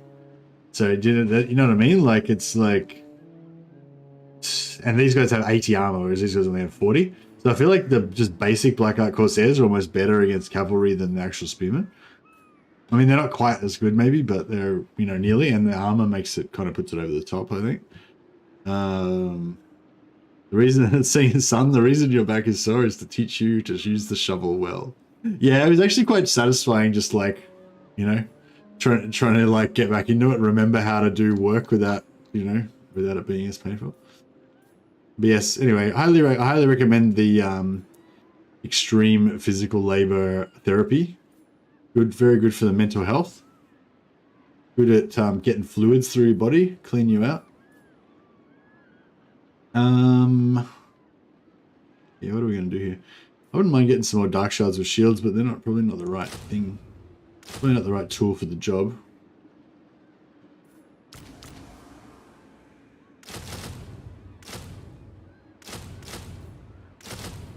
Right, recruit a little army here.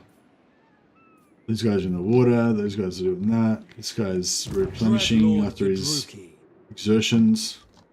This guy's just recruiting happily away. He's kind of guarding this coastline here. He's kind of doing fuck all, let's be honest. Maybe we should move him. Black-hearted dreadlord. We should move him up more. Anchors away. I think we're still at war with this guy. Yeah, we are. So we have to watch out for his pirates. That's okay. And yeah, this guy, I don't know if we should maybe move him around to Tor'anlak, maybe. I kind of feel like it's good to have at least something on this coast, just in case, you know, some shit goes down. We need to react at a moment's notice. Yeah, we'll just let him just happily keep recruiting there. We only got not many slaves. Look how many heroes this guy's got. Jeez. Supreme sorceress of Grant. Alright, well let's end this. On you. End this farce. The weak shall fall.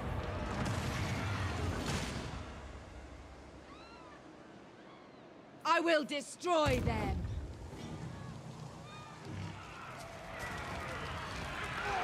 Guided by authority. Should be an auto this. Sure. Delightful screams. Yeah, auto. Good. Because yeah, I don't really care about this army. I just want to auto and get the hell out of here. May their death be slow. Very nice. It's a sack value, 16k. 16k is pretty good sack value. But no, we just want to get out of there. This passes for treasure. Boom, alright. Nagaroth is destroyed. Destroyed. Can we gift these regions to Nagaroth? Yes, so. You think you can leave So, it? no, we cannot. Okay. Leather is a sign of excess pleasure, which causes much. I remember Granddad teaching me to shoot a shotgun. He didn't tell me to pull in, so it pummeled my shoulder. His words, you'll always remember to pull in now. I would have if he'd told me as well. What a bastard. Good old bastards. The top tip for manual labor is to wear gloves. Yeah, the only problem with gloves is they don't last very long. Like I always found with like whenever I was doing like brickies laboring and stuff like that, like I'd start off with gloves and then the gloves would just get shredded and then the gloves would be destroyed and then you know, and like you couldn't really keep gloves. Like you go through multiple pairs of gloves in a day, whereas if you just let your hands turn into shoe leather, then you know that would work better. But it depends. Yeah, I mean, if you're just doing like, yeah, I'd say, yeah, no, I'd agree actually. Yeah, if you're just doing some manual labor and that's not your job, then yeah, gloves, I'd say. But depending on what it is, if you're like a brickies laborer, like you're probably not going to use gloves because they just won't last long enough. They just die too quick. You still have some gloves just in case you're throwing around like cinder blocks or something that's really rough, and when it's wet, it'll just rip your hands apart. You need gloves sometimes, but for normal daily, you know, stuff, I reckon it's better to just make your hands into leather. That's my advice. But thankfully, I'm very far away from having to do that shit now. I wisely decided to get into the office work game about 15 years ago, where you can essentially just sit on your ass and do fuck all day and get paid just the same as breaking your back, or you know, strengthening your back, as the case may be. But yeah, office work has got its own completely different sets of challenges. Chosen of Hecate. Office work gang, yeah.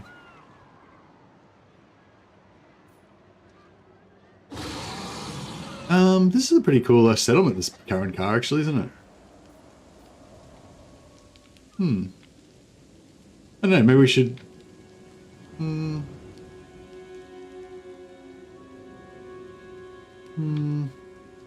don't know, I don't really want to have to worry about this up here. Watch out for the cable tunnel. Yeah, that's right. Gotta watch out for the cable tunnel. Yeah, I kind of want to disband this stuff and just get the hell out of here. Yeah, I might just let this guy take it. Have it. See if I care. Is that another sorceress? That's pretty cool. Now let's pop a sorceress out before we miss out on that. The Drugi are restless. Oh no, we're 5-5. Okay, we can't. Paper cuts are a real danger. I don't know if that's true. I've never really had to. Can't say paper cuts have ever been a huge concern for me. Right, let's Malicious deeds await. Sorceress. Disembark all these heroes. On the move! Mother of the Dark Convent. Supreme Sorceress of Grant. Dark Waters. Mixing spells. Tyrant in training. Weigh anchor. Your desire. Your desire. Oh yeah, I'm really I'm I built this I built this platform for my cat. So my cat. What is your dark purpose? She's really, I don't know, she's really sort of scared a lot of the time. Oh shit, I gotta try and do this one at a time. So how much loyalty we got? We got 10 loyalty, so we're pretty safe. But we just want to disband these one at a time. Because disbanding one unit only has a slight chance to give you one loyalty drop. But if you disband like 2 units, 3 units, 4 units at once, then there's a chance that you'll get like a massive loyalty drop and lose all your loyalty. Like if I disbanded all those units at once, there's a pretty good chance she would go from 10 to 0 and just instantly rebel. But if I just do it one at a time, casually, we might get away without even losing a single loyalty point. What do you seek? All powerful Yeah, see? sorceress. All good. Oh no, we lost one. There we go, lost one. And then we'll lose one when we disband her as well. I don't think you see it, but yeah, she's actually going to lose loyalty then. Oh, and we got another, so there's this bug where you just got, we just get another, we get another name of power. So I think she might already have 2 actually. She's going to get another one now. Just keep getting more and more names of power. I wonder if we've already got Barbstorm, if we get like double Barbstorm. That'd be cool. What is your dark purpose? But yeah, same thing with this one. Just Enchantress. oh, actually, let's give her a name of power because she's about to get another name of power probably when we disband her as well. So let's see if it works. So we'll give her Shadow Dart, right? So there we go. She's a ranged specialist, and then we'll disband all this shit. Feel my power. Dark magic. Cirrus. Just got a huge cat tree for my cat. Oh, nice. Yeah, we want to do that too, but we're, I don't know, we're kind of trying to figure out, I don't know. Well, I guess I'm trying to figure it out. My wife's like, you're better at that stuff. I'll just leave it to you. Dark power. Yeah, we've, over like the course of various things, my wife's decided that I'm good at like spatial whatever, like designing furniture configurations and stuff like that. Oh, here we go. Yeah, we just got another one. So we already had Shadow. We've already got Shadow Dart. Now get Kraken Claw, combine that with Shadow Dart, and have like super good armor for Shades and Dark Riders. I don't know. Armor for Shades, is that good? I don't know. Yes. But this way we could go for like full armor piercing Black Ark Corsairs. I wish this was on a Black Ark though, it would have been even better. Yeah, I'll do that. That's fine. You're gonna do like Kraken Claw, extra ranged specialist. Wait, what would that? Why would that make the hand? What? What make what? Anyway, yeah. Cool. So we got those disbanded. We've got a bunch of heroes all floating down to our new. So we're moving our capital from being in Harganeth to being in Lothern. Well, actually, I guess our capital is more like Crace, but yeah. You know, Lothern is here. We've got the Shrine of Asturian giving us plus 100 relations with all High Elves and plus 50 relations with all Dark Elves, which is both quite nice. We've got this special harbor here, the Harbor of Lothern. So normal Dark Elf harbors are like this. Like they give you you know, minus slaves per turn, but they give you extra income per turn and stuff. But because this one's a special one, like a special unique landmark one, it doesn't have the slave stuff. So yeah, I don't know if that's a bug and they might eventually change that, or if they intentionally want the foreign ports to have their own kind of deals going on. But yeah, still, it's, you know, interesting. Excuse me. So it'll pay for itself in like 20 turns. Excuse me. Plus we got all the trade resources, so it's probably even better, really. Have we got any more battles to fight? Supreme sorceress of I think Crone. we're pretty much done.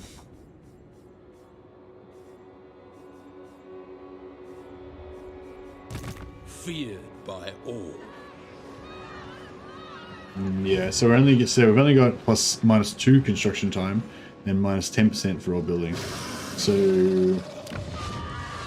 yeah, it's going to take 2 turns instead of 1, but that's okay.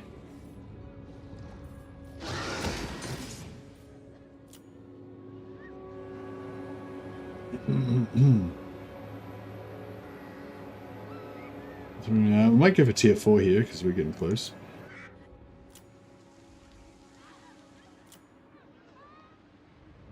Lothern.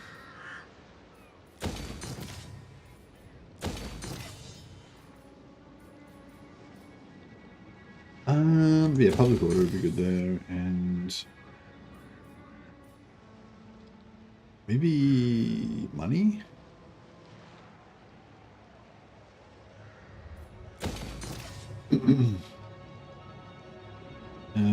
To throw in Gariel. Yeah, we're going Gariel.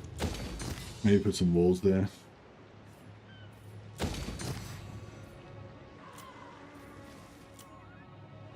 And like, yep. What now? Dreadlord of Nagaroth.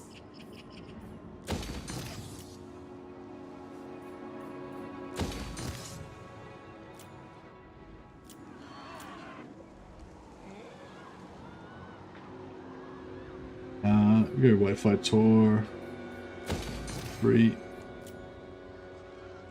Yeah, as soon as we finish recruiting all of our masters, that'll be enough for us. We've got like 10 or 15 of them or something. How many we got? 20 masters, yeah. So we'll recruit 2 more masters, and then we'll disband all of our and we'll get rid of all of our barracks, which will give us a lot more of an economic boost once we replace them all with, you know, other stuff.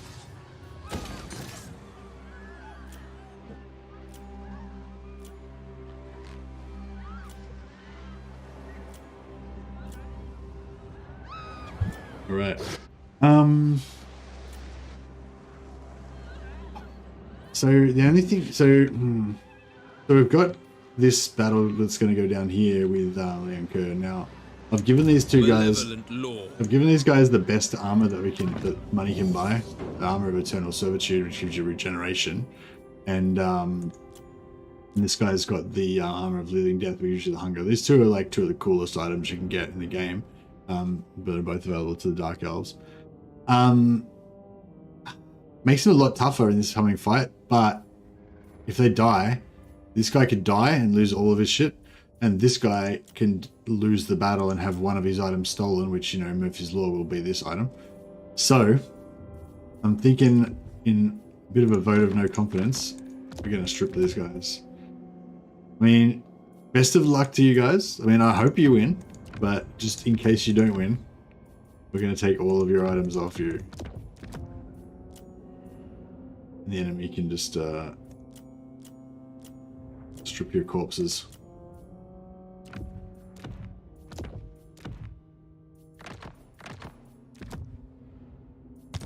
Alright.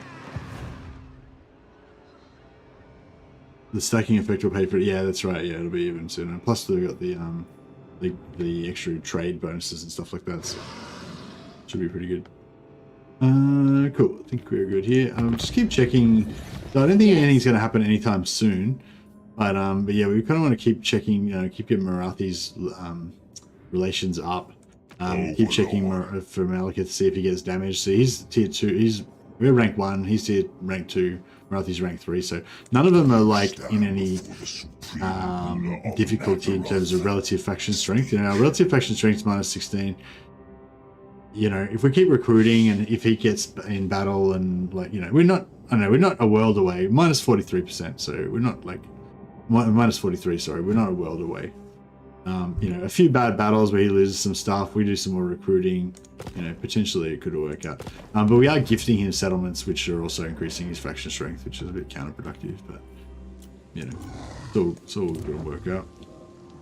Rebellion here, oh, that's fine.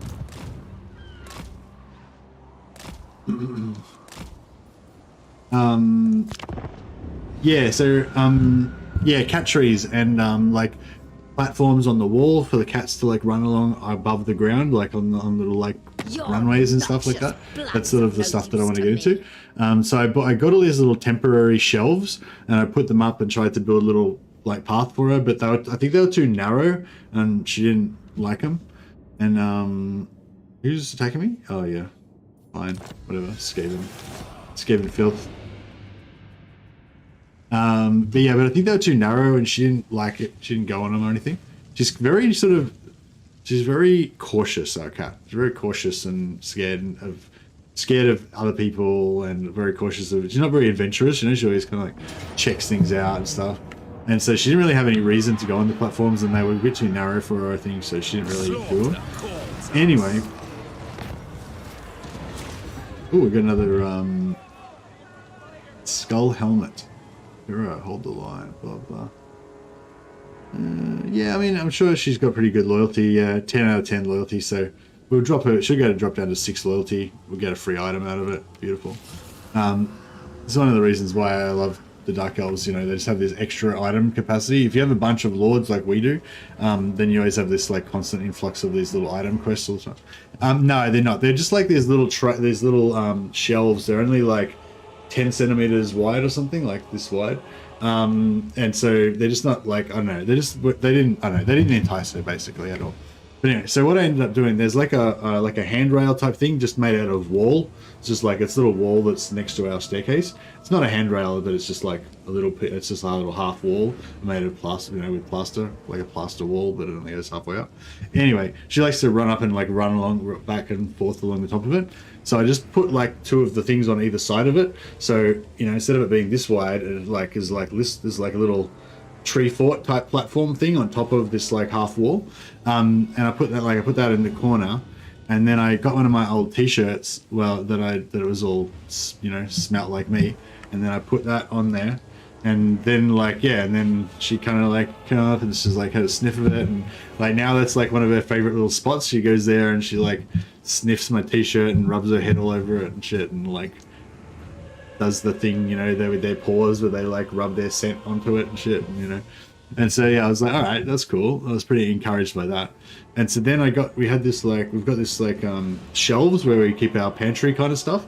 And so I moved that next to the platform. So the platform's here, and then I moved the shelves here, and then I nailed this carpet onto the side of the shelves, and then over and onto the top of it as well. And then I got another one of my smelly t-shirts and I put it on top of the shelves. So now she's got this little tree fort platform that's about waist height, and then she can climb up the carpet onto the top of the shelves. And there's another little higher one up there, a 6 foot high little tree fort for her up there. And she I don't know, she really likes it up there, and you can just tell her vibe. When she's on the ground, she's a lot more cautious and scared and shit. But when she's up in her tree fort, she's all rah, she's all like a hunter, and she looks like she's more aggressive and more I don't know. I can just tell she feels more confident up there, and she feels more of a badass in her tree fort and shit, And yeah, so I don't know. It's really cool. I'm really happy that she's she likes it. I want to extend it. I want to build more sky fortresses for her around our living room.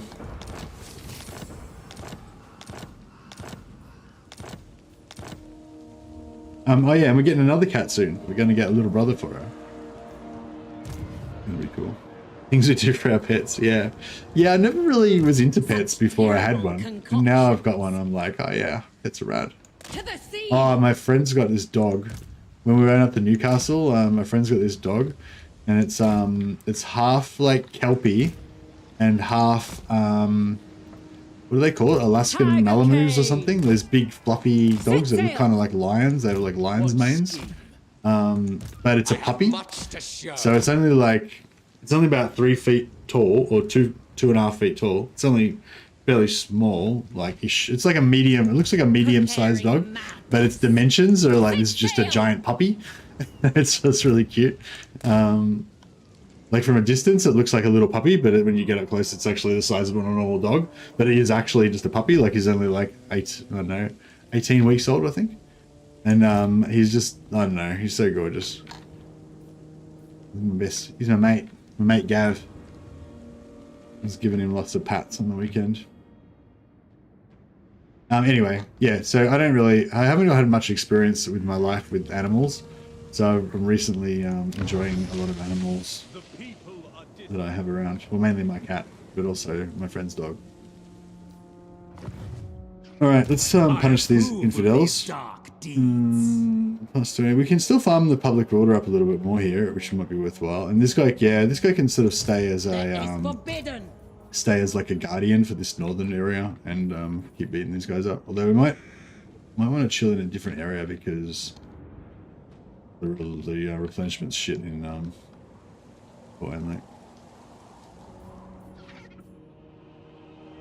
But yeah, if you've got a cat, like I don't know, like when I grew up, like we always had cats. Like my parents always had cats, but I don't know, they didn't seem like super into them, you know. Scully is clearly a fur baby. Yeah, Scully's pretty cool. She's my little dude.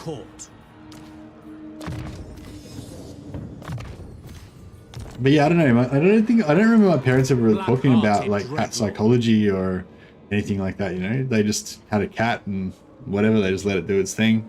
If it got sick, it went to the vet. You know, they patted it.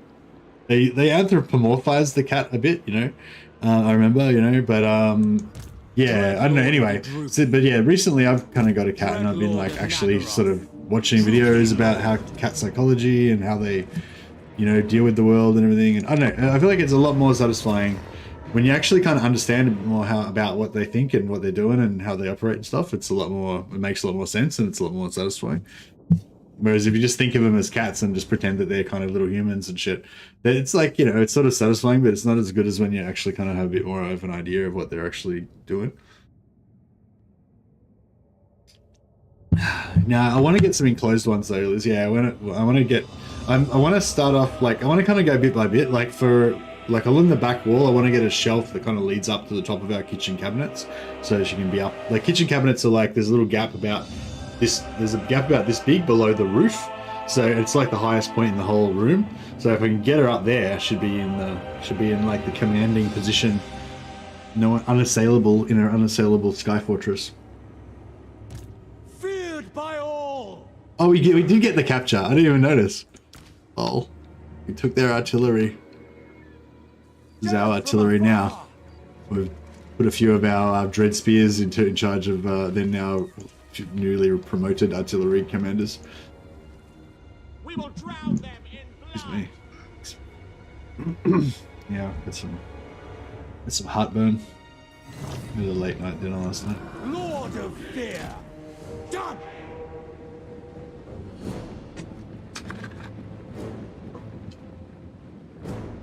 Get some Gaviscon.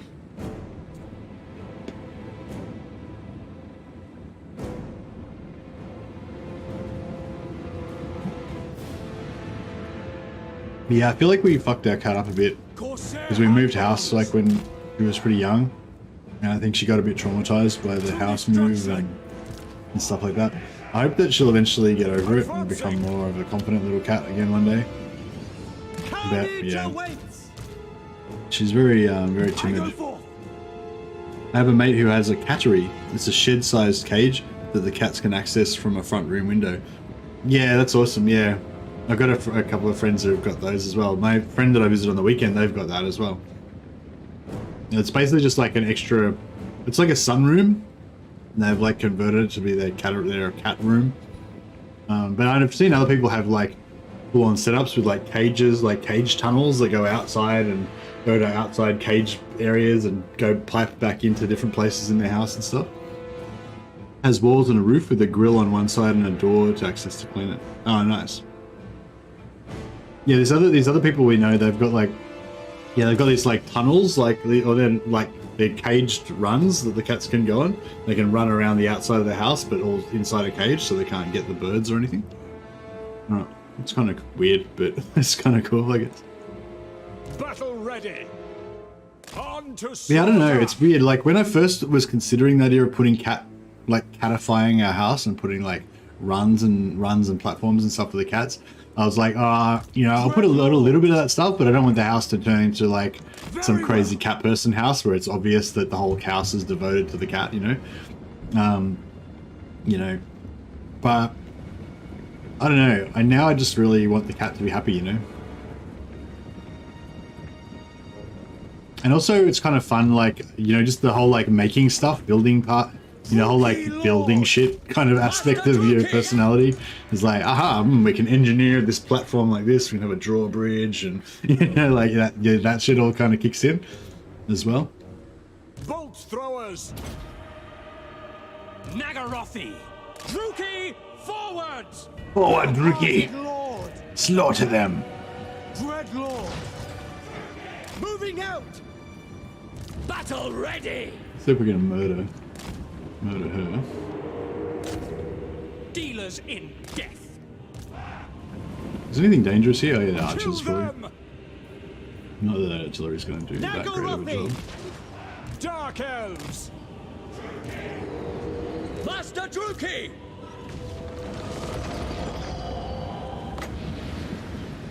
Understood. Prime! Swing and a miss.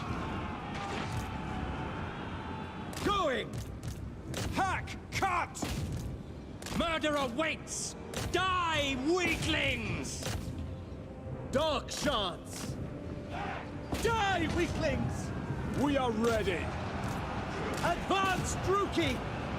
Massacre them.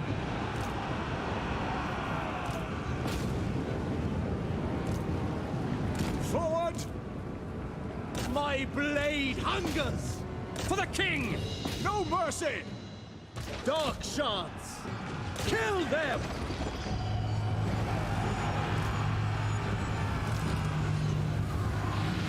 The assassin's after her. Master Druki! This is the master. Slay them! This guy's broken or what? Glorious carnage! Corsair handbows. Kill everything. Dealers in death. Corsair handbows. Advance, Druki! We are ready. Bolt throwers. Corsair handbows. If you have a cat, you become a crazy cat person. Yeah, it kind of seems so, hey. Alright, these guys are gonna just draw this. This lord.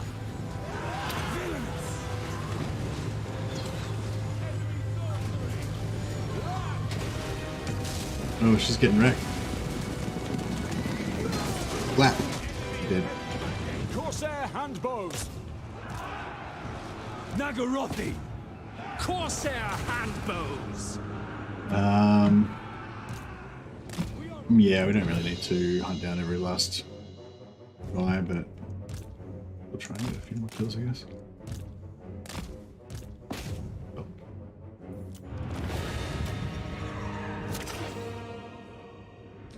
But yeah, there's like outdoor cage type things or like cat rooms that lead onto the outside of the house, so pretty cool.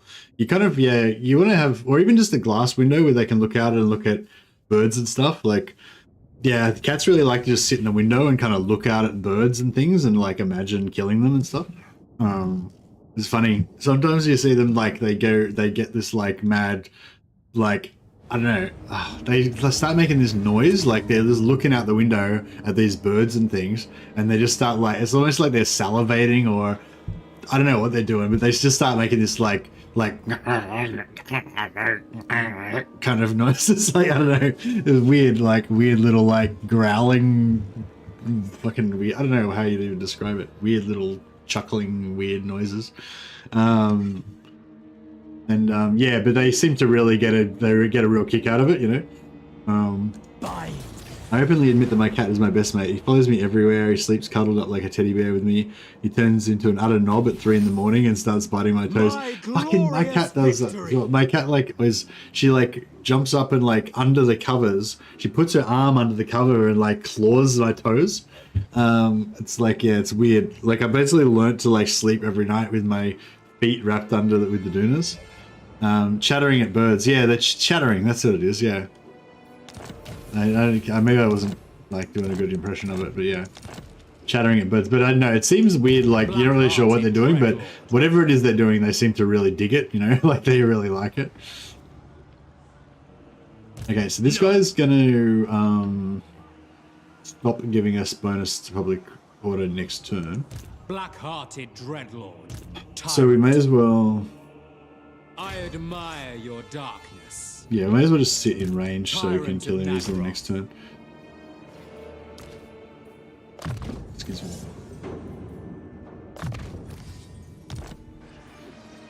Anyway, so yeah, I was just gonna say, giving cats access to a window so they can sit in the window and look out at the birds and chatter away to themselves and fantasize about murdering shit. Like, that's really good. The impression was spot on. I like the chattering. Yeah, I don't know, I like all the things that they do. Like,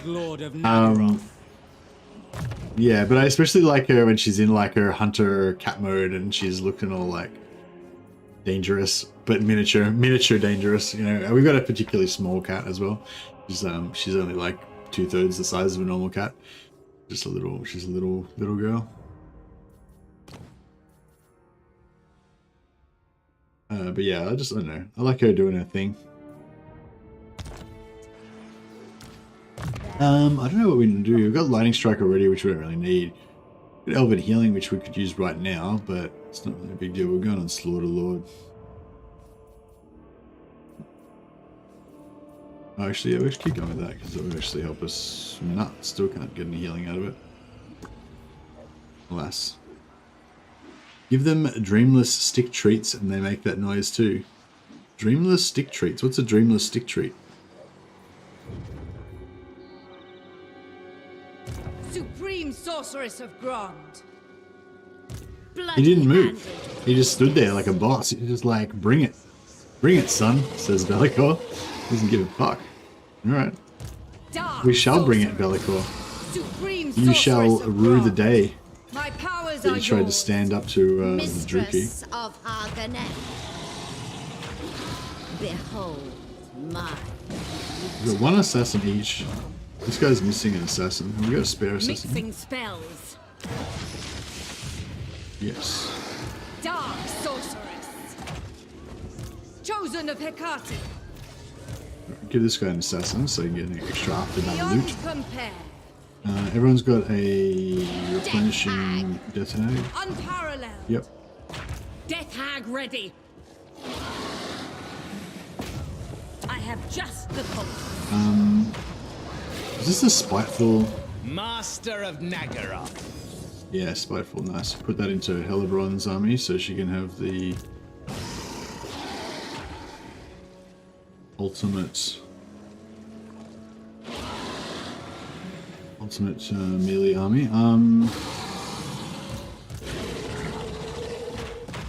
Behold true power.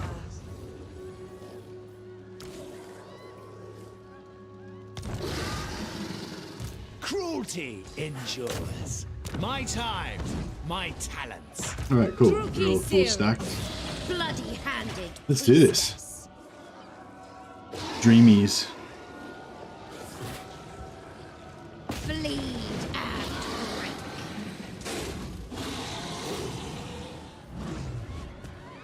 I tire of trees. Oh yeah, I was watching. Oh, Dark no, it's- theorists.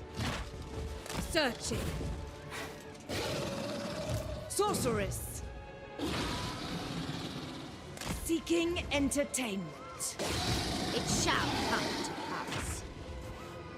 With relish. Right. Yeah, there's this. I don't know. Maybe I shouldn't really talk about. Well, I don't know. I'm a bit worried about getting like cancelled. Getting cancelled by cat lovers. But there's a certain cat YouTuber that I watch a lot of, and he's very knowledgeable about cats. But he also has some like, I don't know, he has like some of his own like opinions, you know, and he always kind of like, I don't know, he always says that it's his opinion, but he reinforces it so much that it's almost like you think that it's fact, you know. But yeah, and I don't know, actually, yeah, I probably shouldn't even. If you can't say anything nice, don't say anything at all. That's probably the way. That's probably the way to go.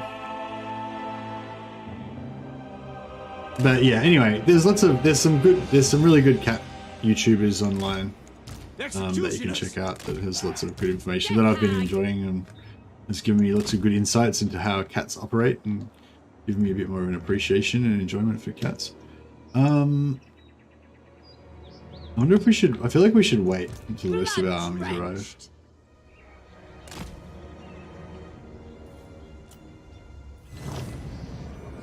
We don't have a lot of ranged. If we had a lot of range, this would be a piss.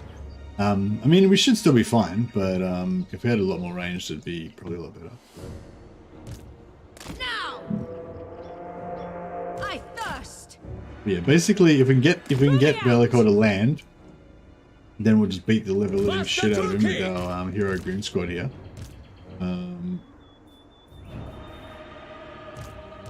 Pray! Hellebron! My power is yours! Is he coming in, or is he just? I think they're just repositioning.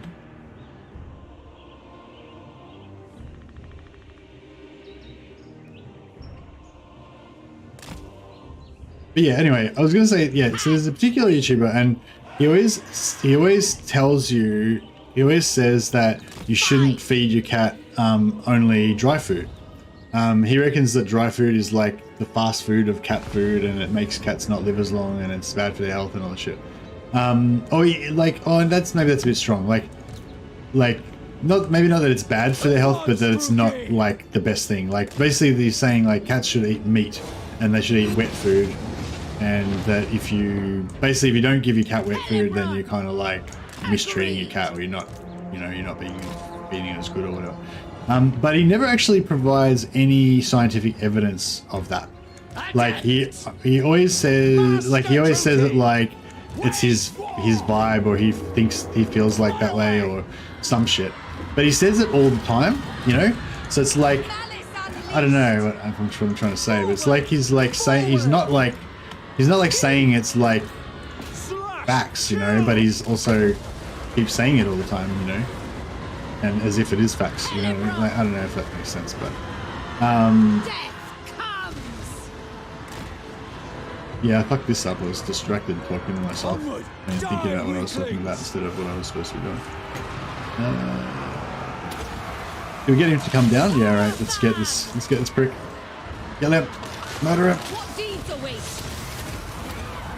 Hellebron. Feel the dark! Here we go, berserk. I Get him. offer blood! What now? No fear! Ruthless! Ruthless! Oh yeah, he's getting drilled. How you like that, Bellicor? Nagarothi! Carnage There's Dark sorceress! yeah, he's dead. Sharia! Dead as dead. The goddess agrees! You get the fuck out of there. Agreed. Yeah, she's getting wrecked. Seeking victims! Sarrow then! I thirst! Yeah, all this sorcerers Winds didn't get the fuck out rise. because they're all gonna get wrecked. Supreme sorceress. Fell and foul. All the heroes can go in blob. Death awaits. If you wish. Adept! Carnage! Delico forgetting that he has no armor. That's right. On That's to shit. violence. With pleasure! Punishing them.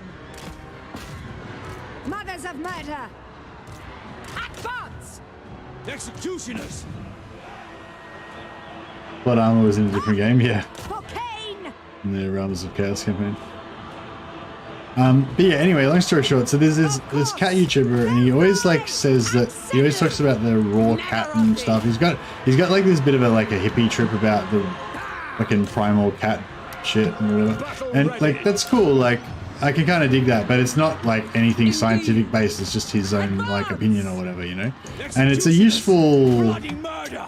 It's a useful symbolism, like it's a useful way of understanding stuff about cat psychology, but it is still like it's kind of like when you anthropomorphize a cat, you know, like you imagine they have human emotions and stuff like that. Like it's a useful way of mentally interacting with your cat, like mentally understanding your cat in a way that you can relate to, but it's not really real, it's not really true. Like your cat isn't really a person, like a human person, I mean, and they don't really have the same types of feelings and emotions that you have, but it's just more of a tool for you.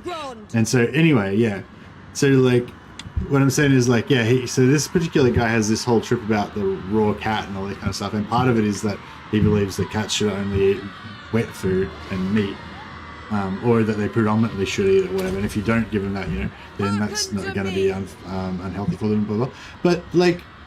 But there's heaps of like vets and shit like that actually have degrees in veterinary science and shit that say that dry food's fine, and you know, you can feed your cat dry food, you know. And like I don't know which one is actually right or not, but like yeah, that was just one thing that kind of annoys me. Like yeah, I guess what I'm saying is like there's lots of people online that have cat videos and stuff and have information in them and stuff, but just like anything, I just recommend you to like think critically about whatever it is that you're watching, and when people are making arguments, just evaluate, like, are they providing any evidence for this argument, or are they just like trying to vibe you into believing it, you know what I mean? Fell and foul. Master Druki! Ready. Kakati wills it. Sorceress. Yeah, like, and it may be right, like it might actually be right, but it's not. Like, I'm just saying, like, my problem isn't that it's saying that it's wrong. My problem is just saying that this particular guy, like, he very often pushes this agenda that dry food is bad and that you know, wet food is good, but he never provides any evidence about it. You know, like, he always just provides this like vibe that the natural cat in the jungle eats meat and shit, and therefore you should, you know, like, yeah. So I don't know, and I just feel like yeah. Nagarothi. Well, and okay, and actually, there's another thing that's maybe a little bit prejudiced against this guy. Like, on the one hand, I've learned most of the stuff that I've learned about cats from this particular guy that I'm low-key bad-mouthing right now.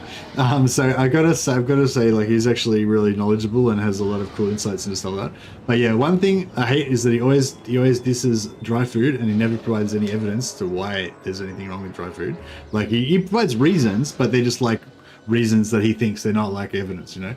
And the other thing is, like, there's a show where he goes in and like fixes up people's like cats that are messed up and shit, and there's a cat that's on this scene where there's this cat on this ledge, and he goes to like talk to the cat, and he goes to like interact with the cat, and then he like puts his hand near so the whole theme of the thing is like the family has a cat and the cat's got behavioral problems, and he goes in and he like fixes the behavioral problems of the cat, right? But anyway, so in this little clip, there's a cat there on this mantelpiece, and he like puts his hand near it, and the cat like hisses and takes a swipe at him, and he like pulls his hand back like, ooh, you know? But like the cat had its fucking ears back, and it was like down low and shit. Like, he's a fucking cat expert. Like, he could tell the cat was shitting itself, and then he went and fucking put his hand near it to make it swipe at him so he could be all like, ooh, you know? And it's just like, fuck off, dude. Like, you know, it's bullshit. Like, do you know what I mean? Like, like it's great TV and everything, but it's like, Sorceress! I don't know. Do you know what I mean? Like, I just feel like, I don't know. I felt like he's not really that legit if he's gonna do shit like that. To battle!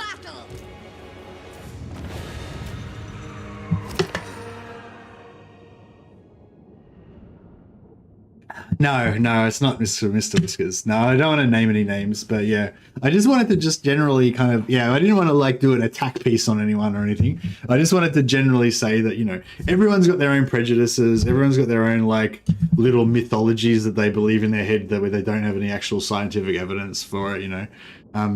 It's probably like a general thing that people tend to do. Like people just have a tendency to believe things that they don't have any evidence to believe, you know what I mean? Like, and yeah, and like, so yeah, I was just saying like, I guess I'm saying you should, if you don't think you know much about cats, I definitely recommend you watching some cat videos, but also that, you know, just understand that the best cat videos are the ones that are made by the most entertaining people, not the people who make the most successful cat videos make the most entertaining cat videos. They're not necessarily the people who are actually the most educated about cats.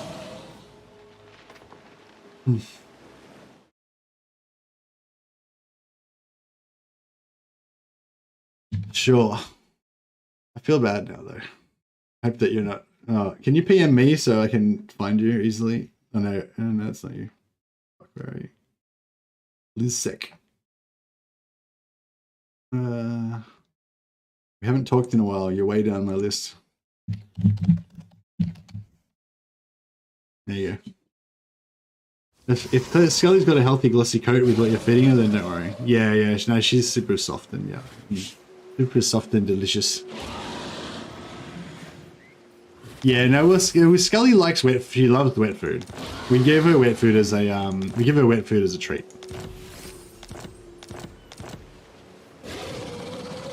Yeah, we basically give her wet food on weekends. Yeah, on weekdays she eats dry food, and on weekends we give her wet food, or you know, we mix it up a little bit. But yeah, we always kind of try to feed her at the same times, but sometimes we give her different foods as treats and stuff. Bloody-handed. Oh, did he just get wiped out? I thought he was gonna. Why? Like he didn't even move. Why did he sit there in march stance? That was weird. Oh, whatever. All right. Well, this is kind of good though, because now we can perhaps rescue this guy.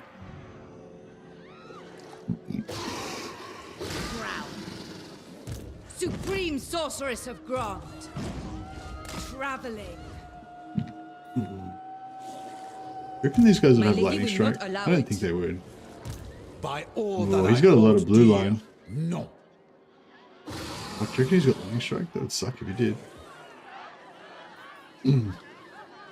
We honor you, Cain. He's a demon. They don't just they don't retreat. They disintegrate. Okay.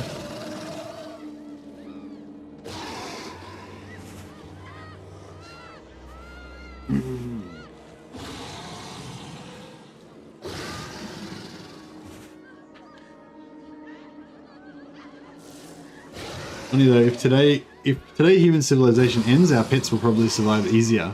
You reckon? I think our pets do a lot better when we look after them. Cain's instrument. Cain calls me. Be ready. Supreme Sorceress of Grant. I mean, the pets would do better. I guess if there was like a Holocaust or something, not a Holocaust. No, that's the wrong word. There was like an Armageddon type situation where the world ended or whatever. Then yeah, I mean, our pets would probably do better than us, but I think they'd do better with our society supporting them than they would do without it. With their like, you know, quality, nutrient-controlled, balanced diets that we like of engineered cat food that we provide for them and stuff. I approve of these dark deeds. Oh, wait, what was I doing there? There's something being attacked. Oh, these guys. Shit, yeah, that's pretty serious. If we just stay in garrison there, we might be alright. Maybe we should raise another army there. Holocaust? A cat holocaust. Cruel and deadly. Double time. Plotting a course. Yeah, no, sometimes people use Holocaust to mean like, you know, a disaster, you know.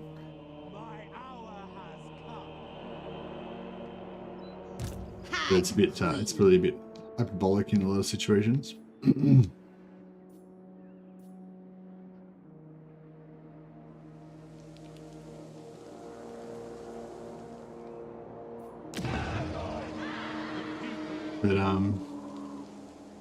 Noxious potions. weekends you get bacon, buddy. Scully gets vet food. Yeah, that's right. Yeah, we have like if we have takeaway, sometimes we'll give Scully give her Scully her wet food as well.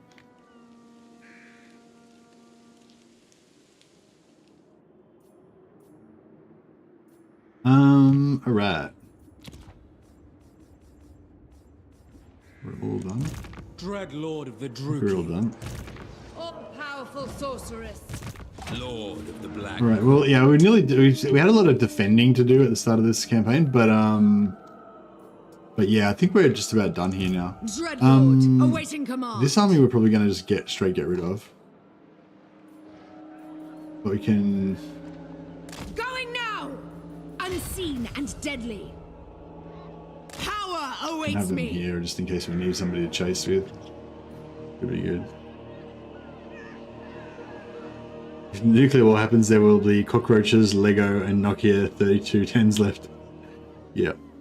They can't be destroyed.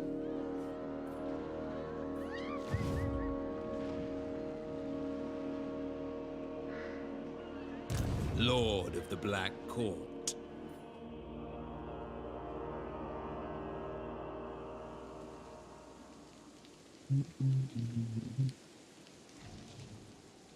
But yeah, I'm planning more platforms and shit for my cat. So my house is probably gonna eventually turn into a crazy cat lady house, but what can you do? Alright, I think we're good here. Slave wise we're getting a bit low, so we need to get some good battles. Get some good wars happening. Sweet rebellion is coming. How much negative slave we got? Minus 1500. Yeah, we lose a lot of slaves per turn. It's because we've got growth pumping on all these minus 50 per turn growth pumping everywhere. If we switch everything to control +4, then it'll be a lot better. I might actually switch. Currently we're getting +20 on here, but I reckon next turn that's gonna end. So I'll preemptively change this to control. And then when that goes away next turn, we'll still have the +4. Lothar. Build.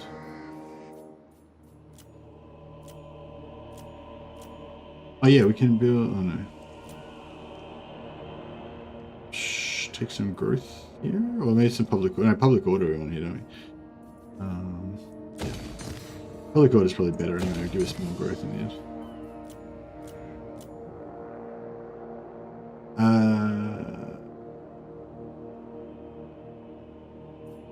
We can't really defend this right now, so we won't build it up.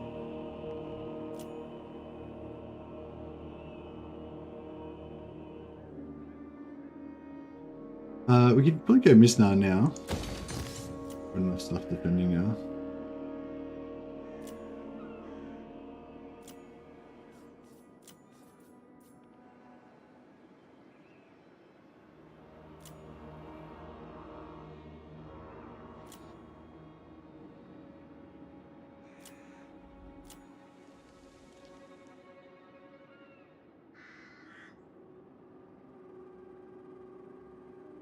Yeah, we need to get that to tier 4. We could probably put growth on this actually if we get next time we get the growth available.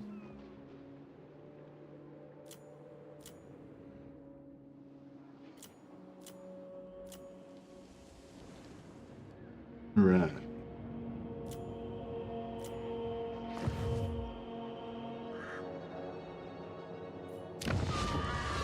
We are displeased. Don't really need any of this stuff. We go confident, I guess. Master Druki. Malevolent. No, don't really need that. Death Hag. You want any of these? Might just keep farming for some better ones. Who's Dylan Hunt? What? Once you start hitting the mass expansion phase, building slave pens everywhere really helps offset big slave declines each turn. Yeah, true. And we can get some more slave followers as well, which is cool. Peerless. Slavers give you like +10 per turn, so if you can try and farm some of them up, that's good. Envoys, oh yeah, we got envoys 1, 2, 3, 4, 5, 6. So we're in +60 relation to like every faction in the game from those, is pretty cool. I've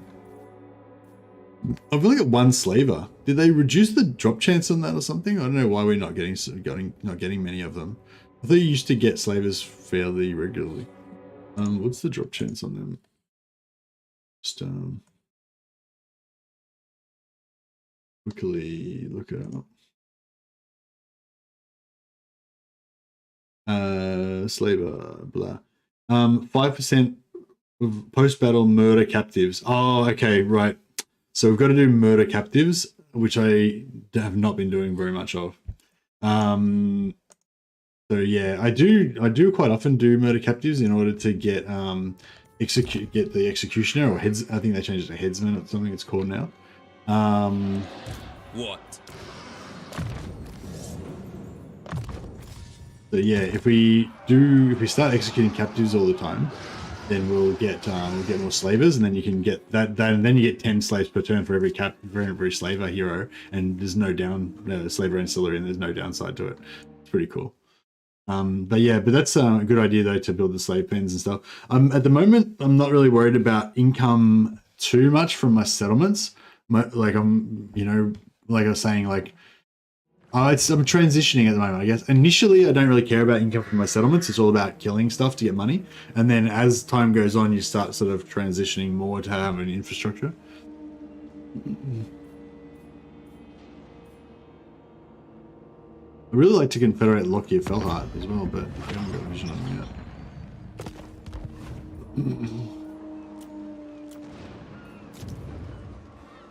yet. Or in rock. Maybe we should build we should probably build a lord hero as well. Supreme Sorceress of Grant. Yeah, see, she's not getting the recruitment from this guy, right? But like, if I like Tordrenial, right? If I build a guy here, yeah. So this guy, right? We'll create this guy. Cruel Dreadlord. Then. Cruel and deadly. Favored of the Witch King. Master of cruelty. Nah, not in range. Oh well. But yeah, I don't know. Yeah, see, this guy should be giving like recruitment, but he's not. It doesn't matter because I'm recruiting it onto actual Black Ark itself. But yeah. Black Arts. Dark Sorcery.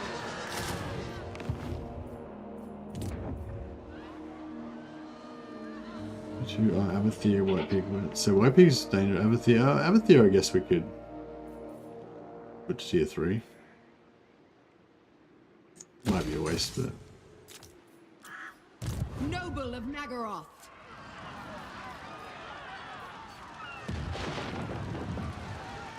I don't think we need this slot anymore. It's a trait. Actually, no, just keep it there for a second. Send a hero to Cathay to get Lockyer? Yeah, that's a good idea.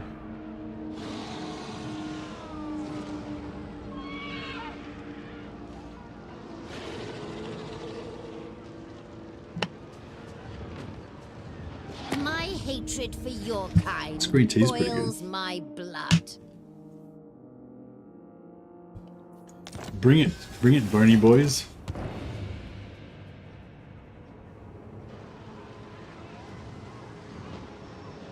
Dark Elves fear nothing. Oh, this guy wants to just give us a sweet auto-resolve victory. Alright. Easy does. Easy done. And carnage await.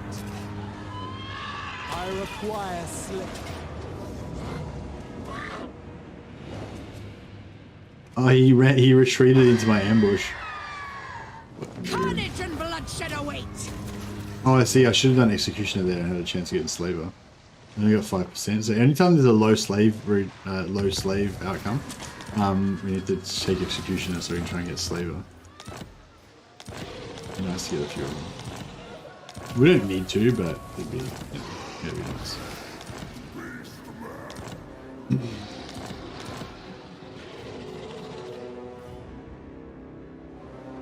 Yes. So we should be getting minus 22. So that +4 from +4 here is like helping out a little bit there. We'll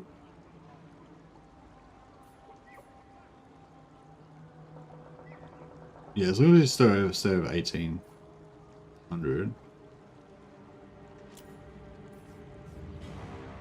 There, it's just another little bit.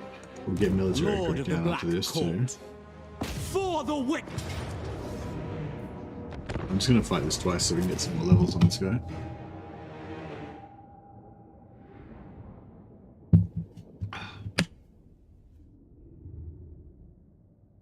To still get the income from the industry buildings if you're zero slaves? No, you got to be over 100. Yeah, you got to end your turn with 100 or more. Yeah, it's pretty easy though. All you got to do is just, you know, either not use your last 100 or just fight a little battle and get 100.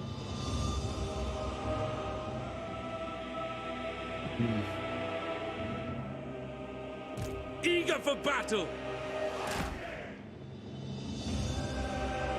Have they got artillery too? Oh, they've got artillery as well. I might hide our artillery in the forest so it can't get shot. Dreadlord! Marching! Let's do this. Very Should well. move some healing potions around. Corsair handbows. Forward. Dealers in death. Battle calls. The merciless host. Malekith is our ally, yeah. Marathi's not our ally yet. Is he on a horse? God damn it. Yeah, Marathi's not our ally yet, but yeah, we're friendly with her. I'm trying to work our way up. I think we're up to about 50 or 60 relations. Nagarothi. Onwards to murder. By Drakira! With haste! No qualms! Warrior! Cold-blooded killers. Advancing. Slash! Kill! On to slaughter! Blood-drenched lord! Master Druki!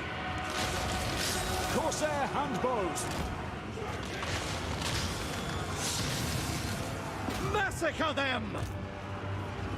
Attack! Check out this. Wage war! Corsair handbows! Dealers in death! No survivors! To destruction! On to slaughter! Corsair handbows. To destruction! Cold-blooded killers! Destroy! Dark shards! Destroy! Dealers in death! I'm trying to kill too many of those artillery Advance! pistols. Druki! Blood for Cain! Got a second chance to take them out this turn. Carnage awaits! We are ready. I might just try to Dark elves. kill this more quickly. Feared by all! There we go. I go forth!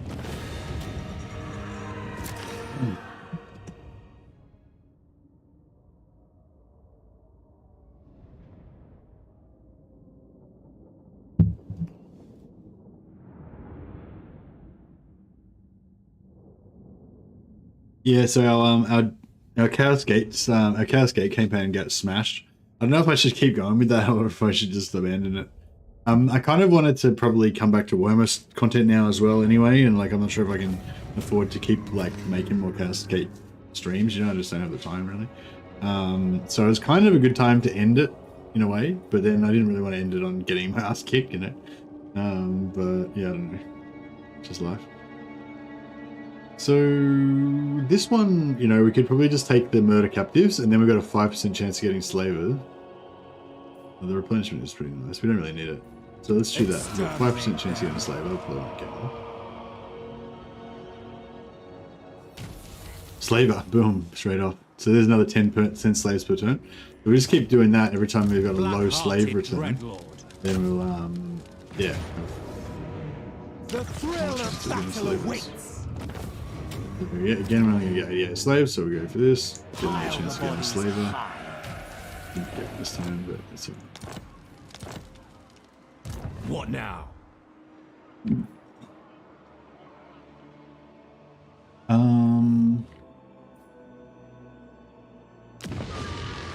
What's the income here? The total income of toy and like.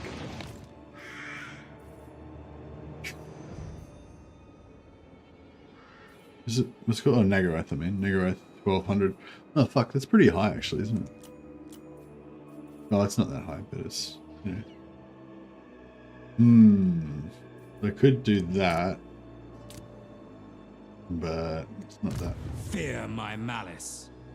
Assuming command.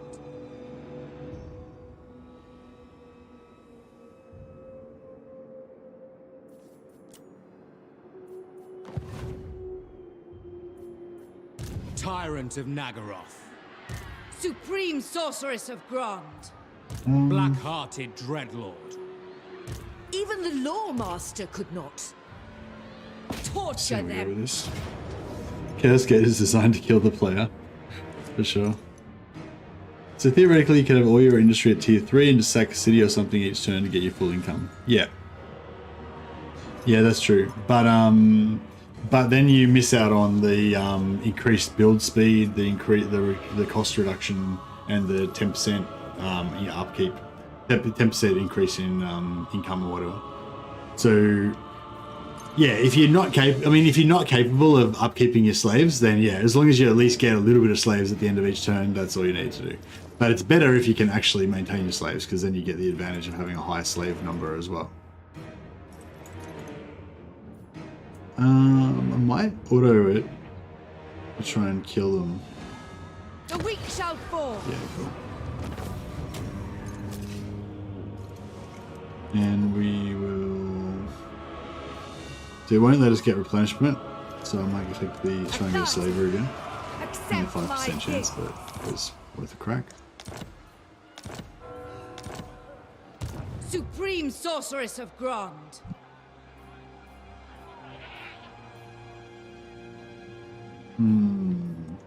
Murderous Lord. I shall not rest, feared by all. Feel my power. Which one of these is a better lord? One's a fire sorceress, trait tough. Yeah, it's not bad. This guy is a are level bloody 20 handed. dreadlord. Great perceptive. Oh, perceptive is nice. More magic items. What's in the Noctilus army? Revel in this glorious slaughter. Yeah, it's not, you know, it's not nothing, but it's not like too crazy. Cain honors me.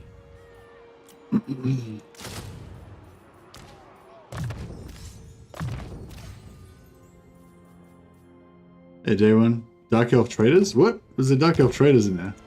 Can't be done. There is Dark Elf Traders. Oh my god.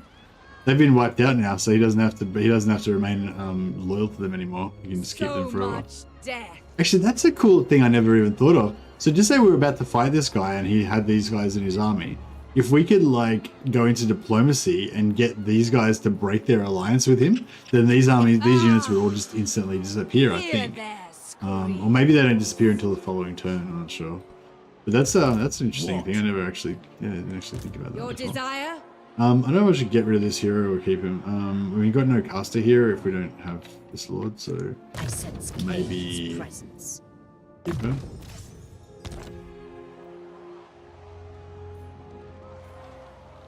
I have prevailed. Ever onward.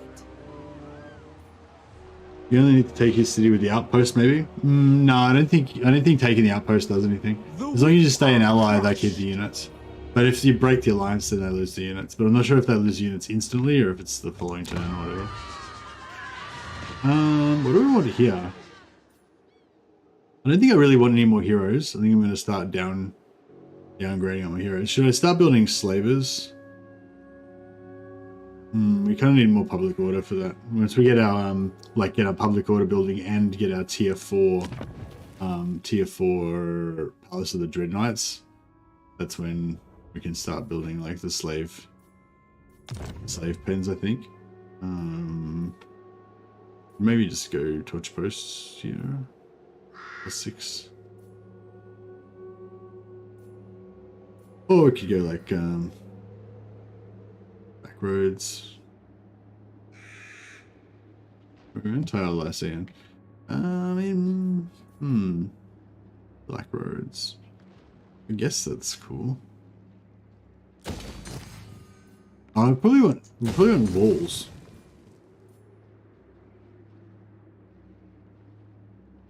Yeah, I don't know if I like the whole wall situation because you got to build 3.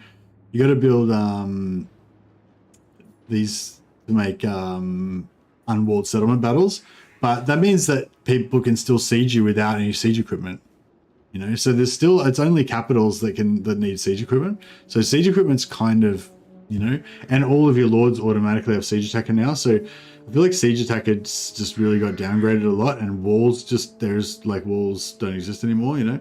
So it's, I don't know, it's just a weird, I don't know. Like, it's good it got rid of like having so many minor settlement battles and stuff, but I don't know. I feel like it's in a bit of a weird place still.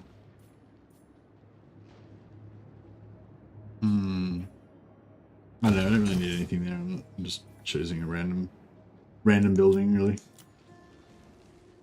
6 turns till we get our Sword of Cain. Kenneth has just been sitting there, just undefended for ages. Just can't get anyone to take it.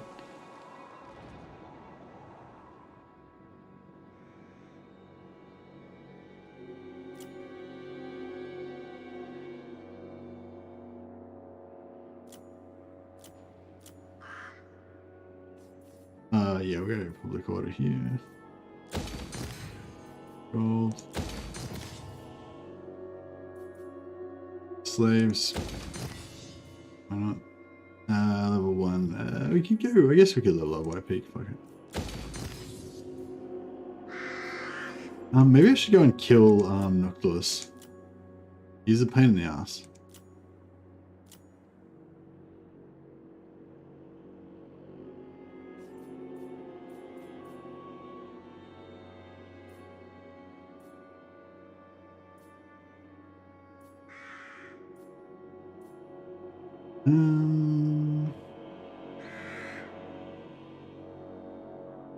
Shrine of Kurnos. Shrine of Kurnos is there. That's pretty safe, really. Maybe we should. Yeah, let's travel. Speed up our travel a bit. All right. This guy already ran away once this turn, so I think he's just going to get killed anyway. So we may as well just auto-resolve it. Supreme Sorceress of Grant. Oh, he's stuck in Force March stance. Supreme Sorceress of Grant. I will. Cain's priestess. Glorious slaughter. Blood for all.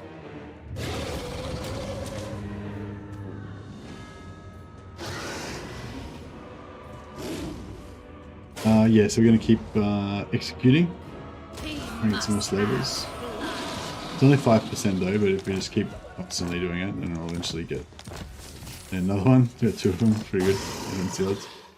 So we're getting plus 30 slaves per turn now, just for nothing. We just like slowly build it up. We just need another 50 of those and we're good. Okay, so this lord, I don't think has a desirable. Oh, perceptive is actually a good trait. Yeah, we do want to keep her. Lord of the Black Court. This one we don't need. Noble of Nagaroth. Their hearts rot with Malevolent. murder. Yeah, we don't really need that. Yes. Across the sea, master of cruelty.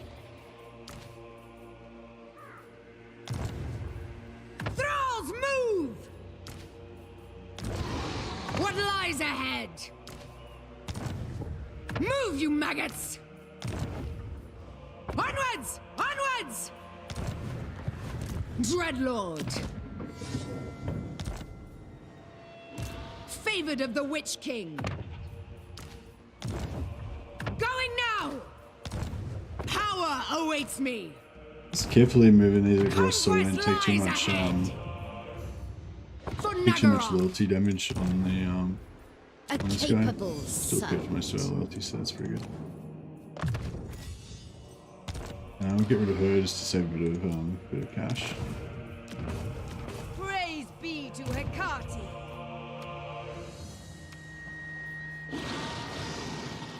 16, 14. So yeah, 2 more turns, 2 or 3 more turns, and we can get the growth we need to get this guy's up to a gargantuan black arc, which would be pretty nice. Dark Servant! Tyrant of Nagaroth.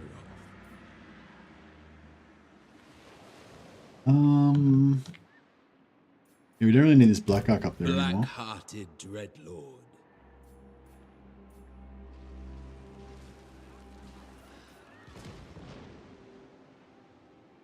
And like patrol back down this way, I guess.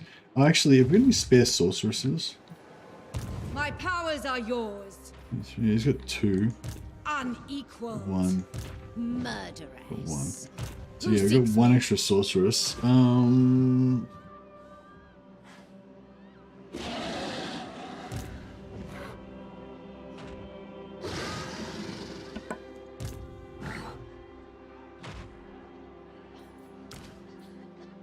All-powerful sorceress. Hag Queen.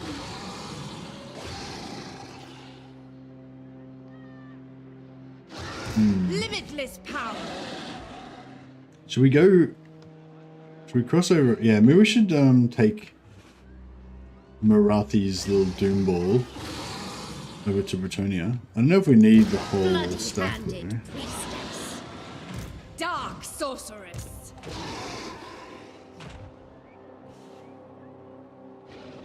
Screw it. Guided by Cain.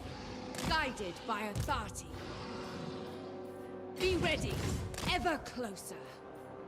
Noble of Nagaroth.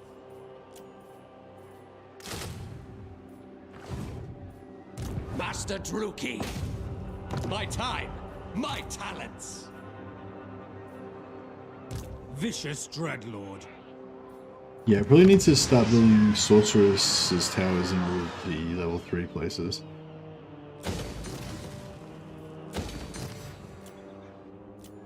We need some more of those. Go in there when that's finished.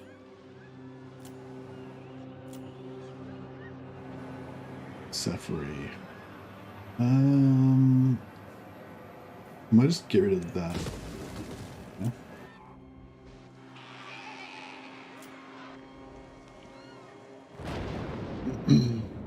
8 more turns.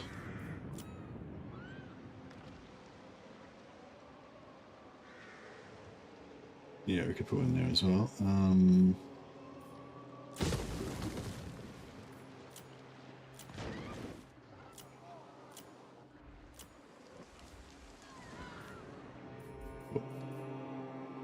going on here? Is he at war with? No, he's not at war with them. Death Knight is upon us. Mixing spells. Weigh anchor. Death Hag. To sea.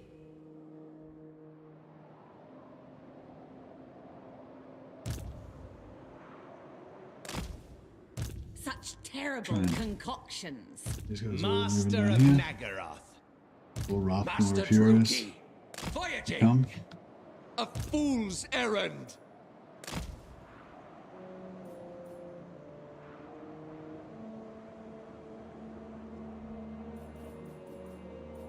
I love seeing this just all Harganath.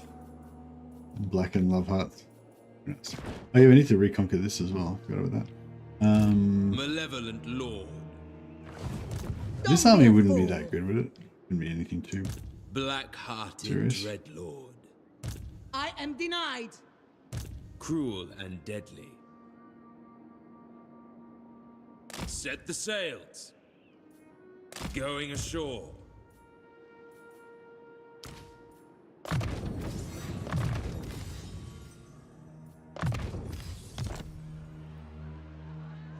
I've just tried both, and I think I prefer dried cat food to wet cat food.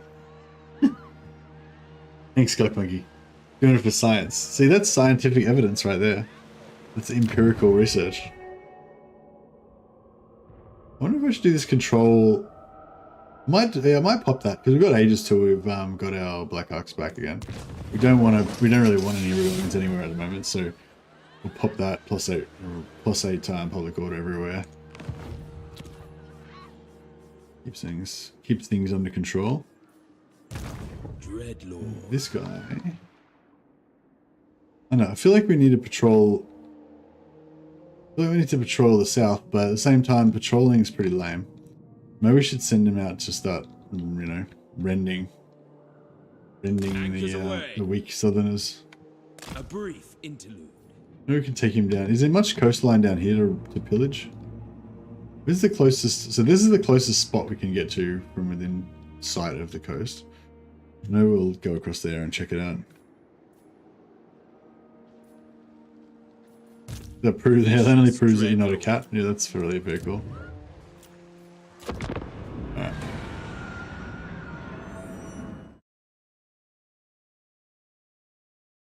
Oh yeah, I was gonna say, did anyone watch Legends? I saw Legend put up a video about I don't know, I didn't get to watch it all, but it looked interesting.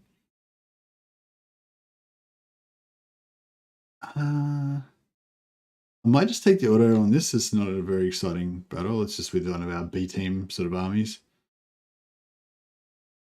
We have lives to end. 500 slaves. 500 slaves is pretty significant, I guess. Slavery becomes 600 of me. The one about opening up Immortal Empires. Yeah. So yeah, I think the gist. I thought that the gist. I sort of skimmed it a little bit, but I was going away for the weekend, so I didn't get a chance to watch it all. But I kind of got the gist of it was that basically he was saying that they should make it so that everybody gets access to Immortal Empires, because currently, like new players currently are being attracted to the game by Warhammer 3. Warhammer 3 is like the shittest one out of the series. Well, not the shittest one, but Warhammer 2 is probably like the better game if you're just comparing base game Warhammer 2 to base game Warhammer 3. So, you know, promoting Warhammer 3 without Immortal Empires is kind of a bad idea. So I think he was saying that basically they should give away Immortal Empires for free with Warhammer 3. Was that the gist of it? Because if that is what he was saying, then I probably agree with that. But if I've got that totally wrong, then I should probably watch the rest of the video. It's just, it was a pretty long video. It was like a half-hour video, and I just only had a few minutes, so I didn't get a chance to read it or watch it all.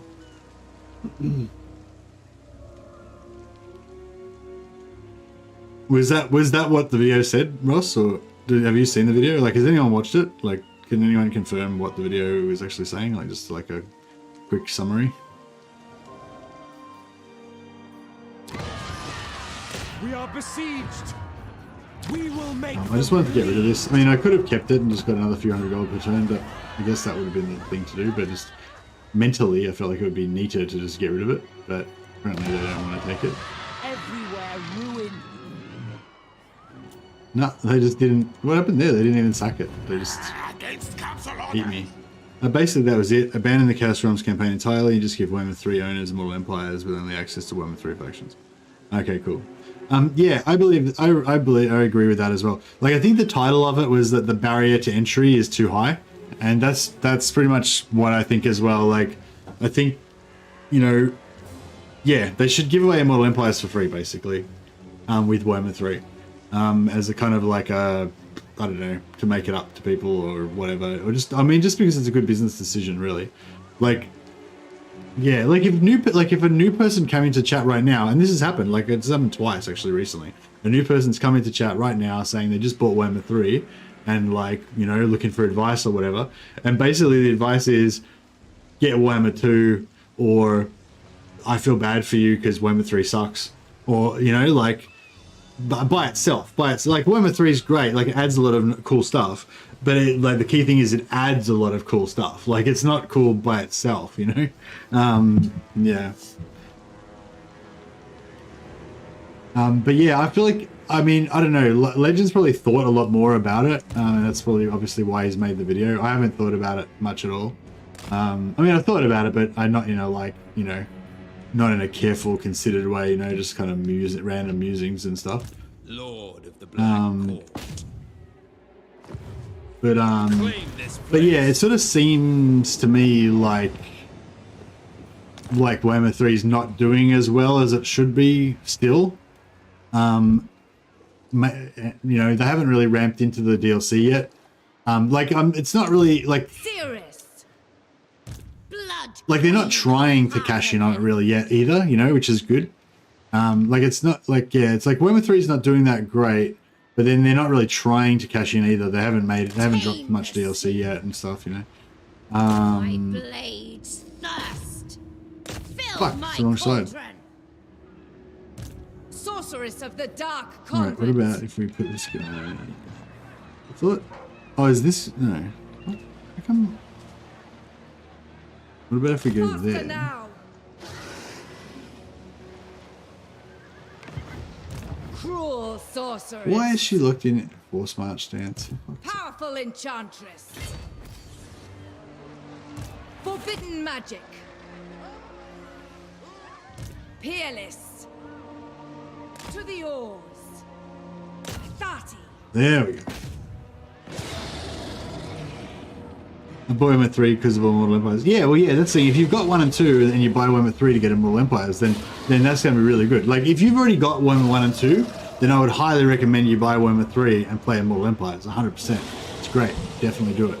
But I'm saying if you've just got Warhammer 3 only and you can't play Immortal Empires, then I'm like, oh, I kind of feel bad for you because that sucks. You know, like, you know what I mean? And like, that's not what you should, that's not how it should, like if somebody's just bought the latest game in a series, you know, like there was Warhammer 1, Warhammer 2, Warhammer 3, you just bought Warhammer 3, the latest game in the series, then you'd have every right to expect that that is like the best game in the series and you've now bought the best one, you know what I mean?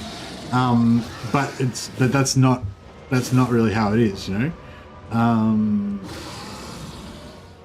And so yeah, so I feel like that's a problem. I guess I feel like that's a problem, you know, and that's possibly like hurting the game, hurting you know, stopping new players getting into the game, hurting the bottom line of YouTubers like Legend that rely on, you know, the game Searching. being popular to make their living, and also small YouTubers like me that rely on the game doing well to grow their channels. Mixing spells. What command?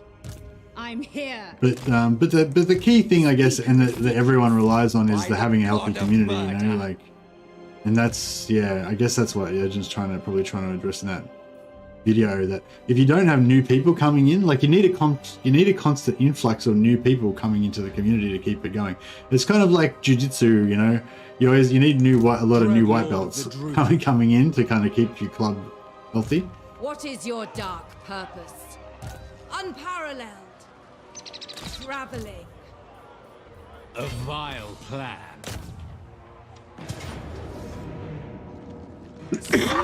calls us. It also helps us if it's successful, then continuous DLC and support. It helps everyone. Like everyone that's involved wants Warhammer 3 to be more successful and more popular and more people to come into the game. Like no one wants it to be like a gatekeeper thing where only people who are already hardcore fans are the only ones that get to enjoy it and new fans can just fuck off, basically. Like no one wants that, you know what I mean? Not the new fans, not the old fans, not CA, not the big YouTubers, not the small YouTubers. No one wants that, you know. Like everyone wants more new people to get into the game, you know. And yeah, currently, Lord of the Black I don't know. Like currently, there's not much incentive to get into the game, and there's a disincentive, you know. It's like because the main way you're going to get into the game is by buying Warhammer 3, most people who currently have the game would recommend that you don't buy Warhammer 3. You know what I mean? So how does that fucking work? You know? And, you know, it's all fucked up, basically, you know? Like, because, yeah, like, people, like, the long version, people would probably say, oh, I'll probably buy Warhammer 2 first to try it out. Then if you like it, then buy Warhammer 1 so you can get the Immortal Empires. Then get Warhammer 3 so you can have, sorry, Mortal Empires, and then get Warhammer 3 so you can have Immortal Empires.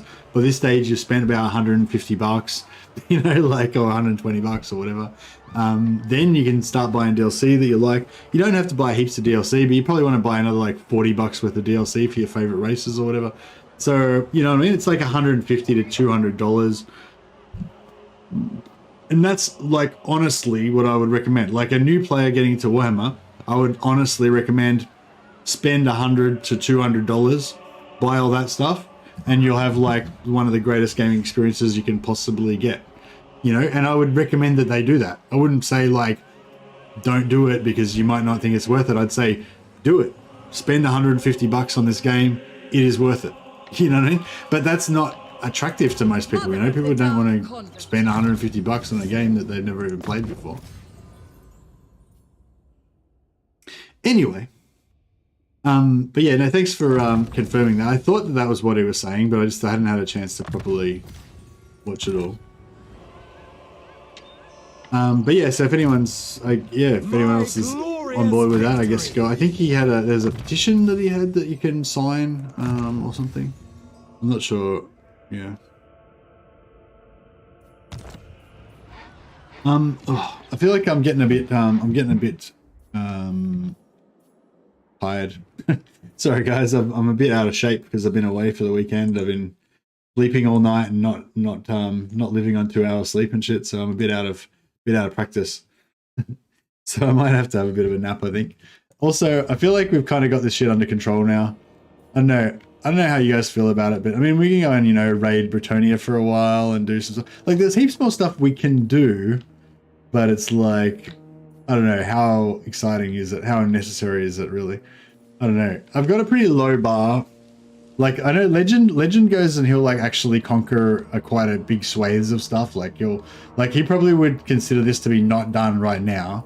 But then if I like conquered and or confederated Marathi, took all of this, and like I was invading over here and obviously about to crush everyone, then Legend would probably be like, yeah, all right, we're going to win the campaign. We're obviously crushing everyone.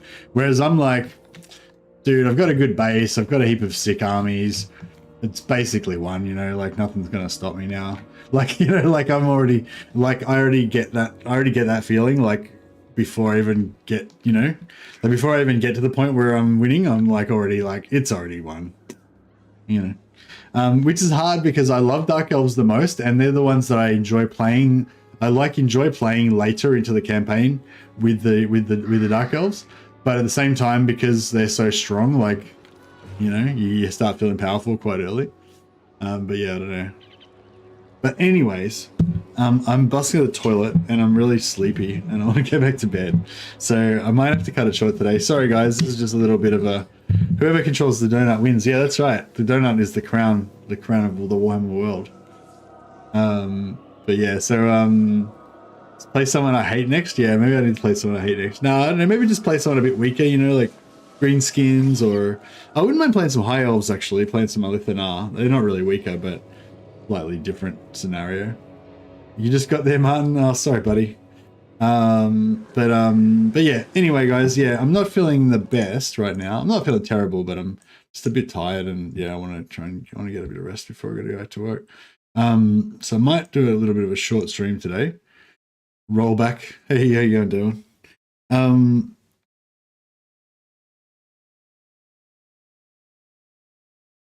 Next time, rest up. No, I had too much rest. That's the problem. I slept 8 hours last night and the night before. Jeez. Now I'm like I've gotten soft. I'm used to all this sleep. So I only had like 3 hours sleep before the stream today, and it was like too hard. What's Potato McWhiskey doing? Potato McWhiskey's a cool dude, but he does more like Civilization and other games. I think Civilization might be his main game, yeah.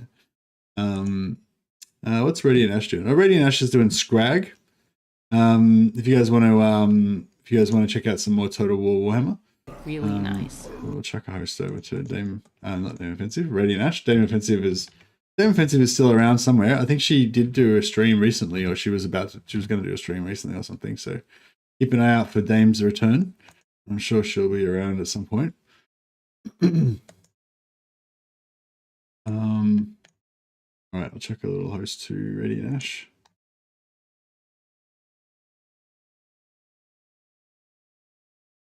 There we go. All right, guys, I gotta go. Yeah, my body's, that's probably a big part of it actually too. My body's like still regenerating. I've still got that, like, you know, like the next, it's like the next day after now. It's like the second day after I did it. So that's when your like muscles are like the sorest. So yeah, I need to probably do a bit of a regeneration. Anyway, thanks so much, guys. It was nice, good turnout tonight, especially since it's like the 4th or something episode. So yeah, it was nice having so many people in chat and had a lively chat about cats and stuff. Anyway, I'll catch you guys later. Have a good one.